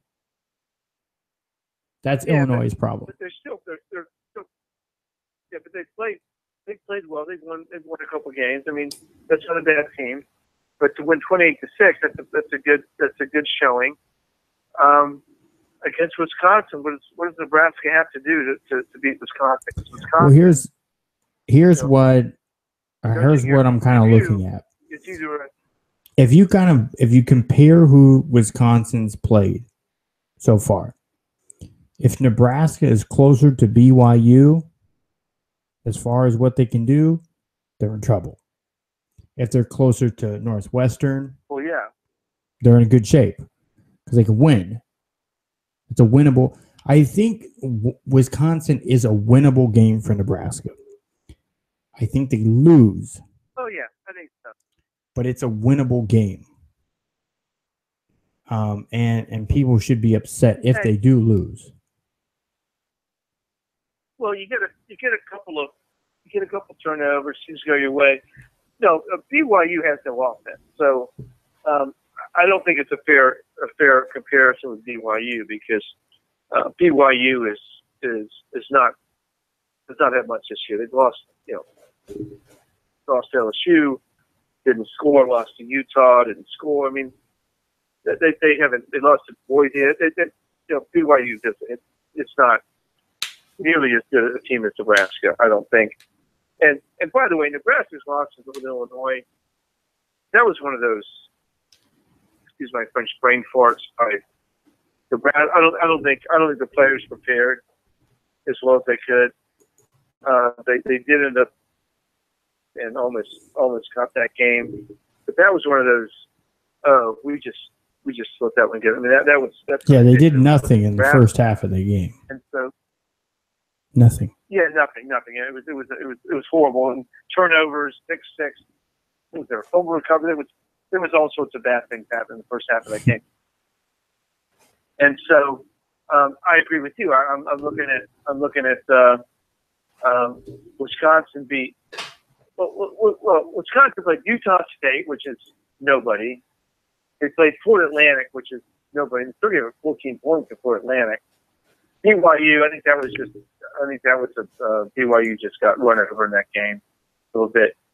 Northwestern gave Wisconsin the game. I think Nebraska has a very good chance to win this football game. But they've got to execute on offense. I mean, that's been Nebraska's problem, right? You got to execute. I think that's some talent. I think they can, they can win this game. But and Wisconsin's defense isn't nearly what it has been in the past, right? You think, oh, Wisconsin is this big defense, not so much. I mean, Northwestern's not very good. I mean, I'm sorry, they were good last year. They're not very good this year. And at Camp Randall, Wisconsin had problems with them. Northwestern was in the game late, and so I think Nebraska has a shot. They got to execute. I mean, you're in Nebraska, and you watch every second of every game. You just got to get it done on offensively, and I think they can be all right. But they got to do that. and we'll see if they can. I, They got a tough schedule coming up. yeah, Yeah, you got, both do. they've got, Both Wisconsin and Nebraska do. yeah, they do. I mean, Nebraska's got. I think you guys have Ohio State coming up after Wisconsin. I mean, you've got Wisconsin, Ohio State, Purdue, and Purdue's no pushover. I mean, No, Purdue, the last time they played against Purdue in Purdue, they lost. Yeah. Yeah. So, but I'm actually leaning towards picking Nebraska against Wisconsin. I don't know why. I just one of those. I don't know why either. But I cannot pick Big Ten games. If I didn't pick Big Ten games in my blog, I'd be like 90%. Because I just can't seem to get the Big Ten right. 2 of the 3 games I missed last week were Big Ten games. You missed the Big Ten game, huh? It was the Iowa game. I missed it. It was who beat Iowa? Who beat Iowa? It was Iowa lost, and it was that Maryland against Iowa? Michigan State. I missed. I missed the Michigan State Iowa game, and I missed the Minnesota Maryland game. Those are the 2 games I missed. Yeah, Maryland won. Those are 2 of the 3 games.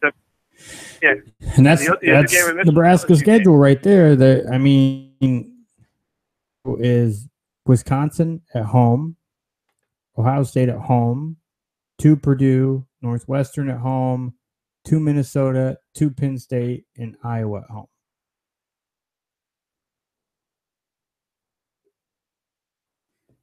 So, wow. I mean, there's 3 top 10 teams in the next 6 weeks, 7 weeks. Yep. And Iowa was just booted from the top 25. So, I got to sign off. It's been a good talking, and we'll catch up next week. All right, Kevin Crest, ladies and gentlemen. And he leaves there on a good note. But I know a lot of people have been asking me for my pick for Nebraska this week, and I just, in light of the way that they've been playing, this is a very winnable game.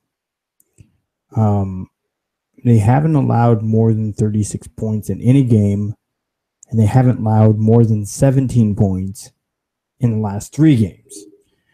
Now, again, that is Northern Illinois, Rutgers, and Illinois. Not the top level of competition.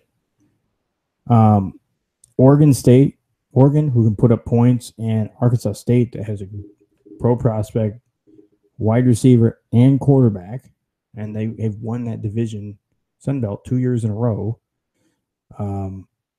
put up 36. So, Oregon put up 42. Excuse me. Illinois,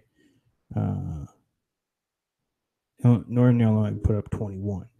So Nebraska has done a pretty good job of limiting the damage, limiting where the game is, and stopping momentum. The defense have done a good job of that. A lot of it, the defensive ends are starting to get around the end, and the front 3, the front 7 is getting there. So you're seeing more interceptions, you're seeing more coverage plays. It's something I'm looking for them to start dialing up some more blitzes as we get into Wisconsin, Ohio State, stuff like that, stuff we weren't looking for in the beginning. Nebraska is actually surprisingly efficient on 4th down too, so that's another thing that bodes for Nebraska. Their run game is pretty good as well, among the top in the conference. So we can expect for them to run the football fairly well. Let's see, I was looking for total teams for rushing, where they were nationally, but I didn't have that there. All right, but don't, Nebraska fans, don't count them out. Nebraska can win this game. And I mean, a lot of people have been rushing to, let's fire Mike Riley. Let's fire him. File the athletic director. Did he need to go? Maybe. Is Mike Riley the answer for national titles? Probably not. Do you want to hire Scott Frost? I get that.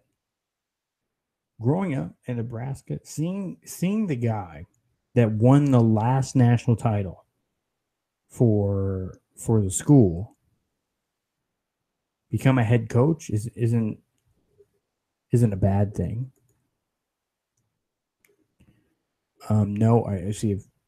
No, I'm not doing a Facebook Live tonight. I didn't have time to set it up, but thanks for asking. So you won't get this on Facebook. Won't get this on Facebook Live. The funny thing. So I was up at the University of Florida today. I stopped by Ben Hill Griffin Stadium, and the parallels between the University of Florida and the University of Nebraska are kind of uncanny. They have 3 Heisman winners. Nebraska has 3 Heisman winners. The number of national titles, conference championships, yada, yada, yada. It goes on and on and on.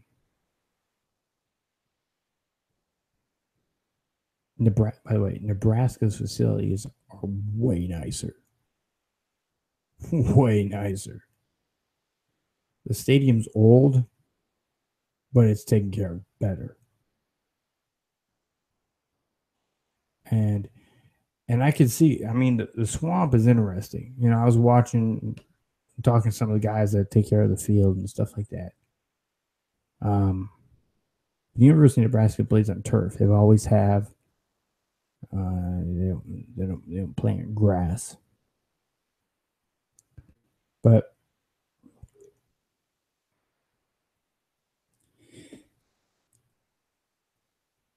the parallels are pretty interesting. And both the programs are kind of going through that phase of where they were at the top of college football. They've kind of fallen off. The thing is, with Florida, they go kind of in stretches. And you can kind of look at when teams were good. Miami was good before Superior came. Bowden was here. He was pretty consistent. Superior leaves, Miami gets better.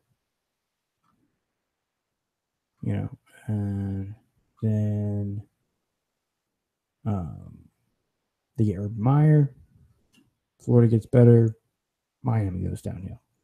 A lot of Miami's issues are internally self-inflicting sanctions that kind of kill it for them. But Florida State has actually been remarkably consistent in a lot of ways. So as far as I say, Florida shows some parallels. I think Florida State does as well. And to be honest with you, the advantage Florida and Florida State have been in Tallahassee, have been in Gainesville many times, is the weather.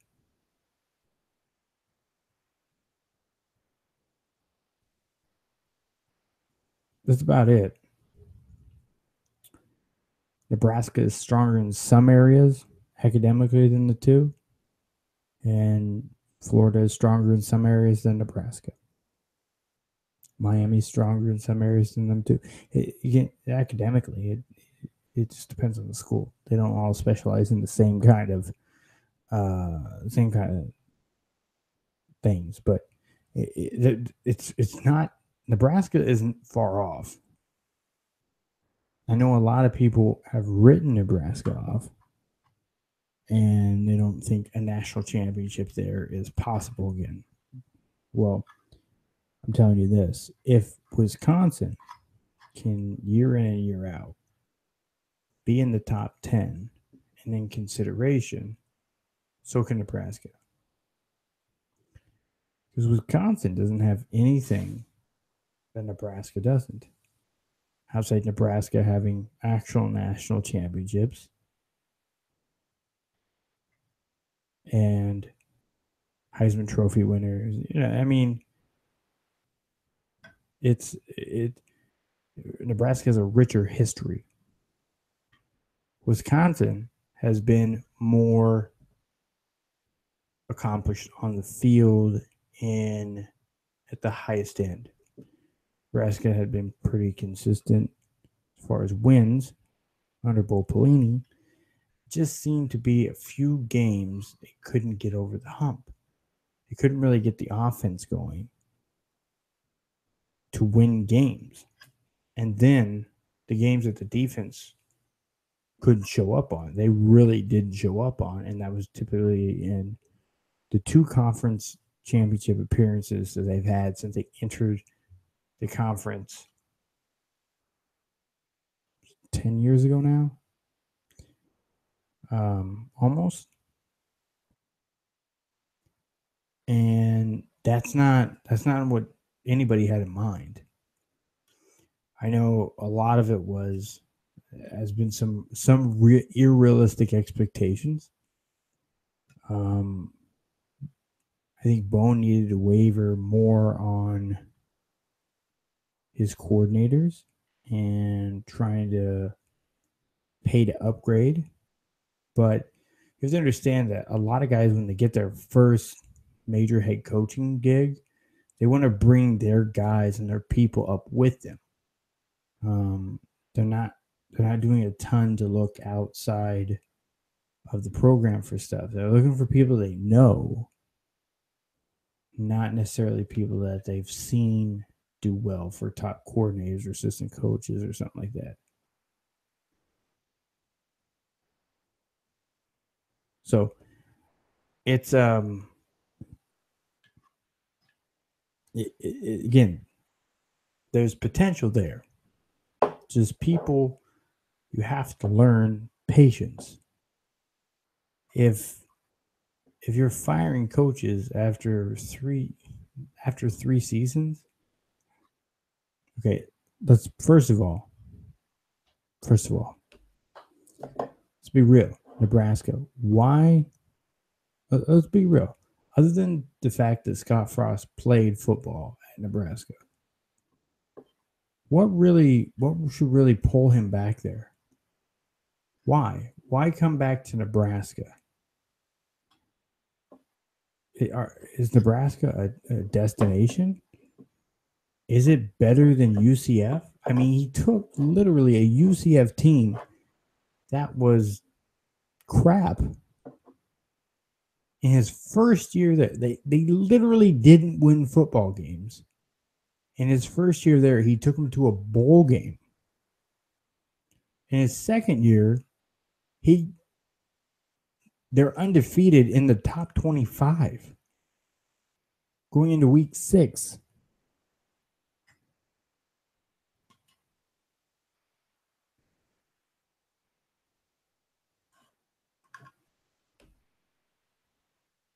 UCF is competing with USF, who, again, UCF just I mean, the last coach they fired, they put a number 1 quarterback in the NFL. Now, you can argue all you want how effective Blake Bortles has been. He's still the quarterback there, and I do believe the Jags are 3-1 now? 3-2? I have to pull it up here.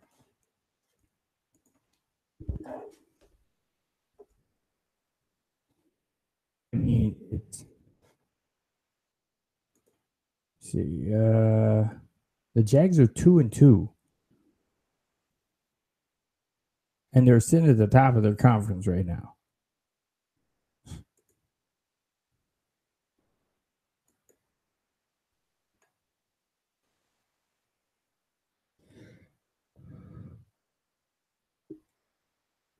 They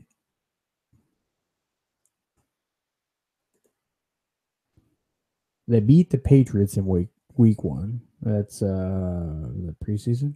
Yeah, they beat them in preseason. That's good. Regular season. Pull gets up the other ones. All right, so they lose to the Jets last week. They beat the Ravens badly. They lose to the Titans. Pretty good team. But they beat the Texans 39-7. So they beat them pretty badly. So their losses, I mean, it's kind of been up and down what to expect. I mean, Bortles isn't playing terribly. He's yeah. I mean, the funny thing last week, I see they're down, and that game against the Jets was actually not a bad game. It was tied 10-all at halftime. The Jets scored 10 and they go up 10 in the third quarter. People start saying, "Oh, they are who we thought they were." And then the Jags come back and scored 10 in the fourth quarter to take it into overtime. And the Jets win by a field goal in overtime. The Jets are 2-2 as well. You know, obviously they're not trying to tank as much as people thought.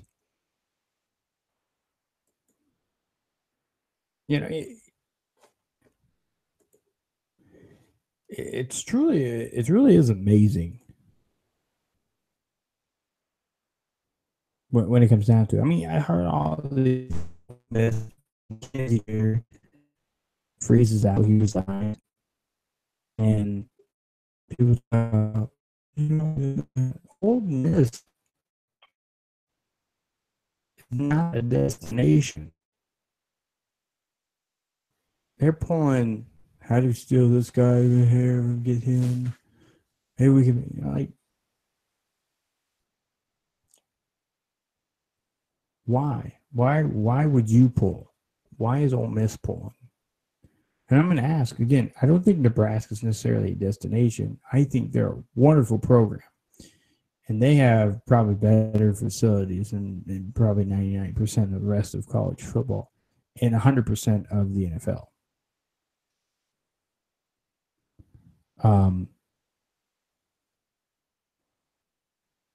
But what's going to bring Scott Frost back there? If he's doing well at UCF and he signed an extension after last year, 5 more years.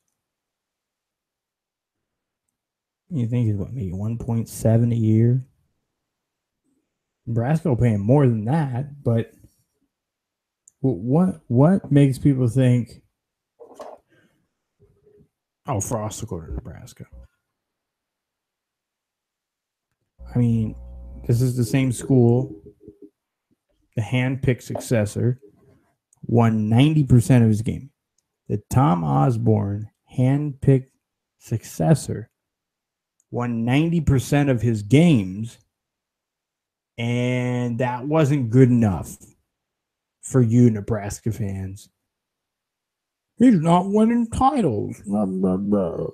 Fire him. You fired him.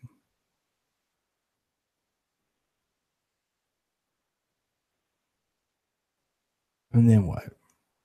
Oh, we need something. Maybe we'll bring in Bill Callahan, a guy that's philosophy is completely different. Well, we need to go to the West Coast. I want the West Coast offense. West Coast. Well, that's all brave. 2 losing seasons. Fired him.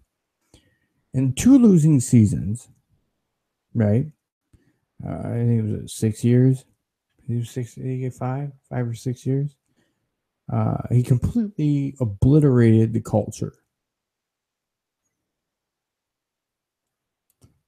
The traditions, just sharded all over it.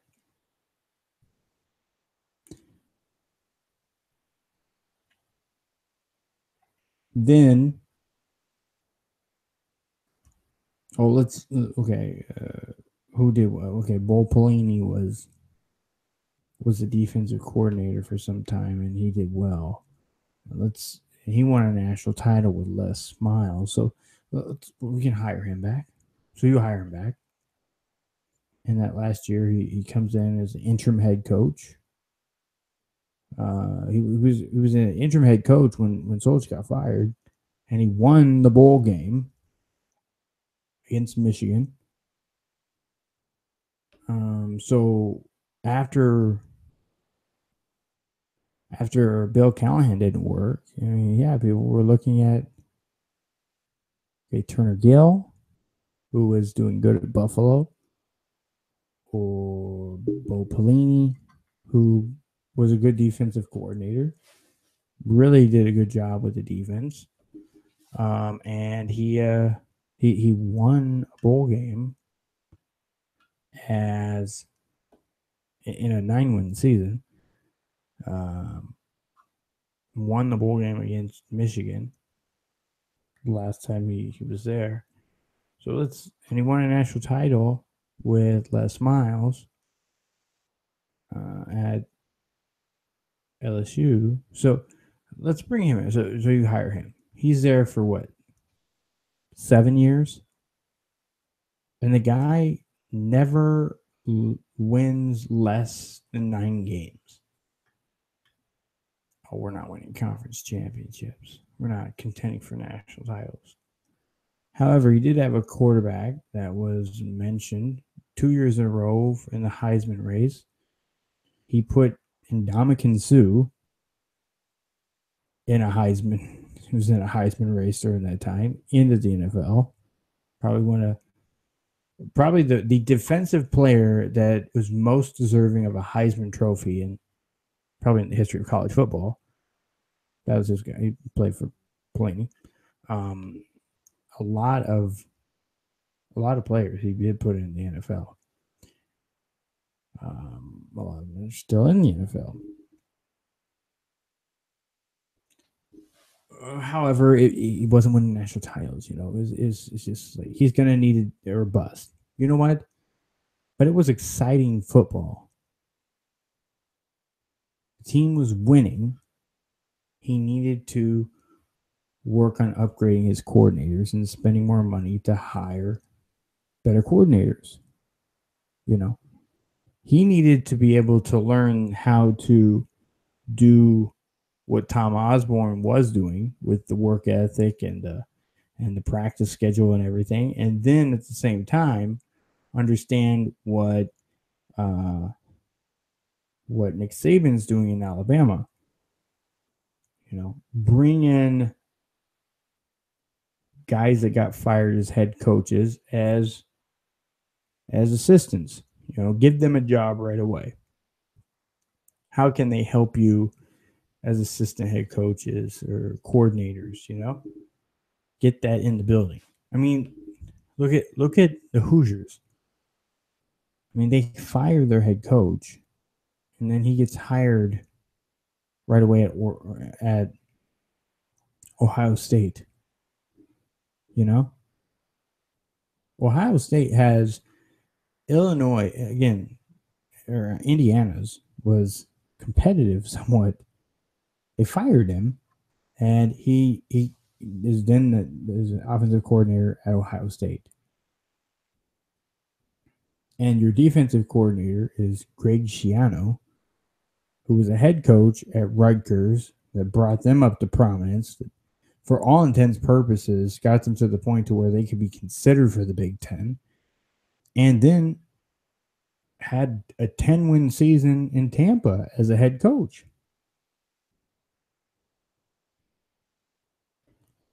So, again, the top schools find ways to get the best people in. And sometimes the best people aren't the players. You know, we posted up over on the Instagram and over on social media today. There's a question of the day. All right. And let me pull that back up here real quick. And for the question of the day, again,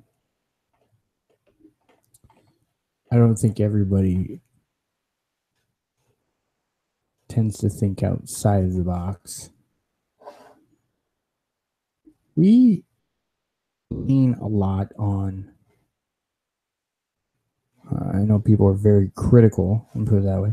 People are very critical of what coaches make, the money they make. They think they're overpaid, and that coaches show very little value when it comes to wins and losses, and how it affects the team and the outcomes of games. And the question I had was, why is the general thought a coach has little impact on the game and are overpaid, but yet the general thought is teachers are everything and are underpaid? And teachers, by the way, are underpaid. But why? Why? I mean, if the coaches are the teachers for the sport, they are teaching these kids, molding them for the basics of their sport. You understand? Again, people think because money is being made in high amounts that means that the participants of the profitability, because there's profitability there, the participants are professionals. No. College athletes are amateurs. That will not change. It doesn't matter how much money schools make. I mean, if you want to call college athletics an unpaid internship and that registers better, then call it an unpaid internship for the NFL. But we're only talking about a fraction of percent of the guys that play, even the ones on scholarship, that actually will make it as a profession. So we have to sit back and understand that whether you think players should be paid or not, the coaches earn their money. The coaches are where the wins come from. You know, they are putting in game plans. They're doing the training.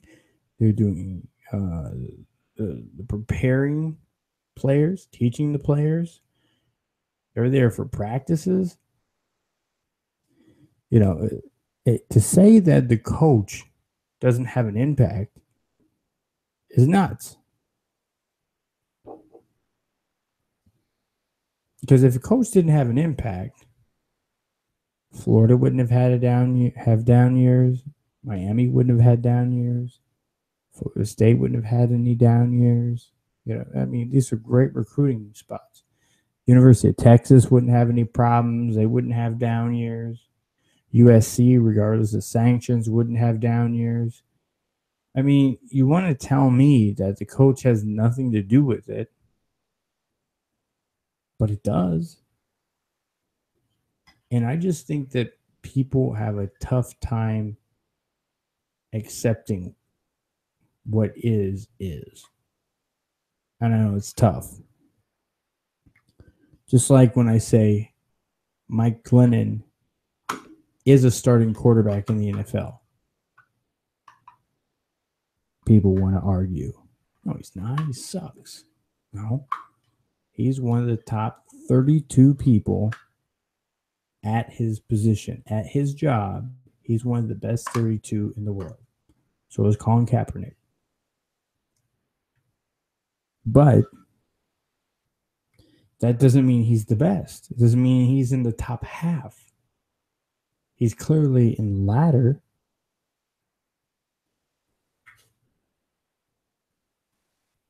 But he's among the top 32. So that makes him a starting quarterback on multiple teams. Unfortunately, the guys that are higher quality quarterbacks are already on teams. And those teams aren't letting him go. So,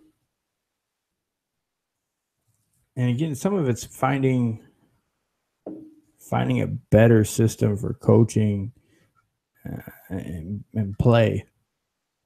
I didn't think that Chicago was a good system for him, and that their personnel was very weak. So if you're just tuning in now or you missed the first part of the show, listen back to the beginning of the show. The moral of the story is there's usually much more to something than we're willing to admit. And when something doesn't sound like it's right, most people are just, that's not right. It's just not right. Despite the amount of evidence that's given. Because there's a bias to it. There's a book. I have it over there. I'm not going to get up. Called Blink by Malcolm Gladwell. Great book. You should read it. Because it's about the stuff that you think you know, but you don't know. And how sometimes the stuff that you do know, you can know very quickly. Like they've done numbers of studies. Like one study was they'd have people watch 15 minutes of a certain professor on mute, or with sound, and give a grade and then rate him based on how effective they think he is as a professor. And it was pretty much right on with the students that spent a whole semester with the teacher. Again, they watch him for 15 minutes. That's it. So people can tell some stuff like that. You know,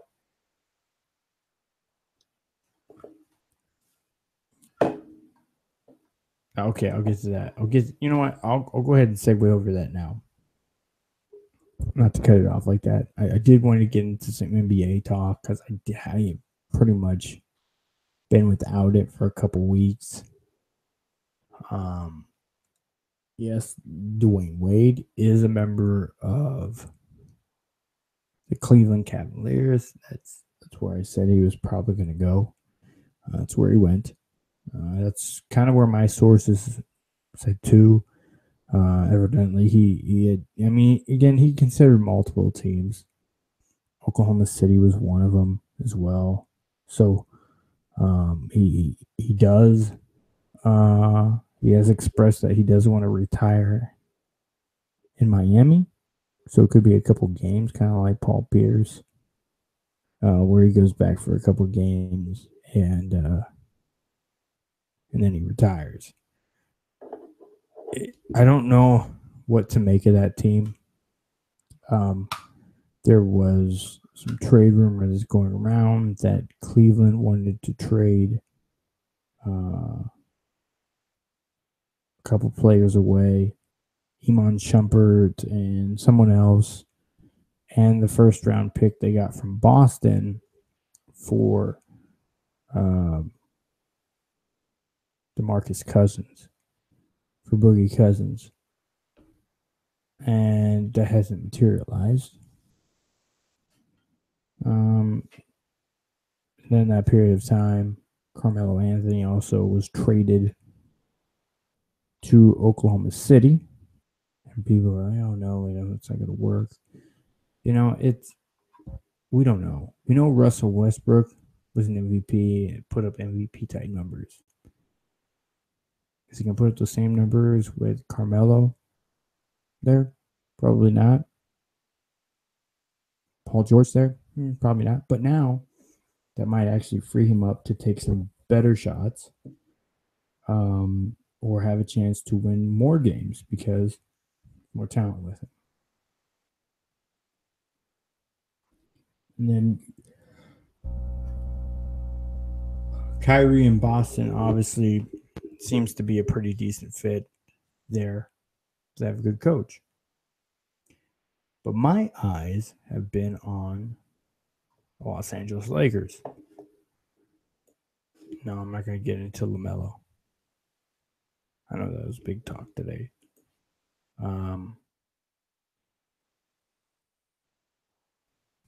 But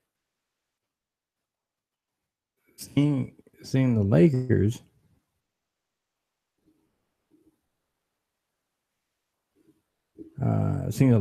play,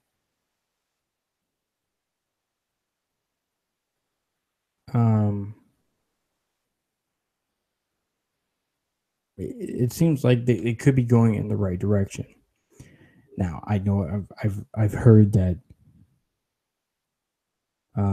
Chris Bosh was at a practice there, and that he's interested in signing with the Lakers. And I know, by the way, just for those to update you, the injury to Brandon Ingram was diagnosed as a contusion. So that's it's a head contusion during Monday's preseason game against the Denver Nuggets. I don't see a timetable on his return. So it's probably day to day. But seeing them getting better, seeing them growing, makes it a more attractive place. Again, people want to be in LA. Second largest market in the country. Lots of stuff to do. Great weather. Lots of money. Lots of ways to make money.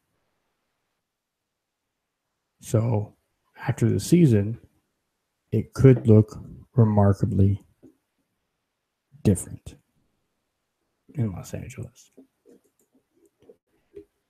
So I look forward to the NBA season starting, and I might actually watch the full season this year.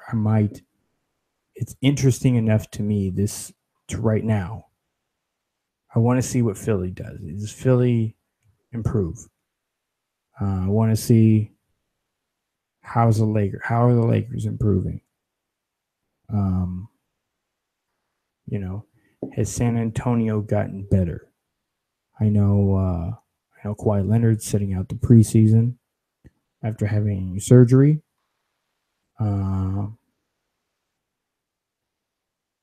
But I want to see what San Antonio does. Are they getting younger and better? There's a lot of questions I have. Very interesting. I look forward to the NBA season starting. So, but that's all we have here for this week's show. I appreciate you all tuning in, wherever you decided to tune in from, whether it was Blog Talk Radio, which I see a lot of you do every week, or if it's over on the Spreaker app or on YouTube or SoundCloud. Wherever you guys listen to, if you listen to the show on Somos or iTunes, please let me know how it was on Facebook though. Let me know on Facebook, because I honestly I haven't checked over there. We're supposed to be over there, but I can't say that they are. But SoundCloud has a free app. Listen to the show free. You can download the show for free. Allow it to be downloaded for free. Not charging you for it. So Just love it. Show the love. Share it. But I'm out. Be looking to put out a couple articles this week. Hopefully, that you'll enjoy and be safe. You should be able to listen to Take This L tomorrow night from 8:30 to 10:30, and the Boxing Source from 7:30 to 9:30 on Blog Talk Radio on the GoLong Media channel. But have a great evening. Peace.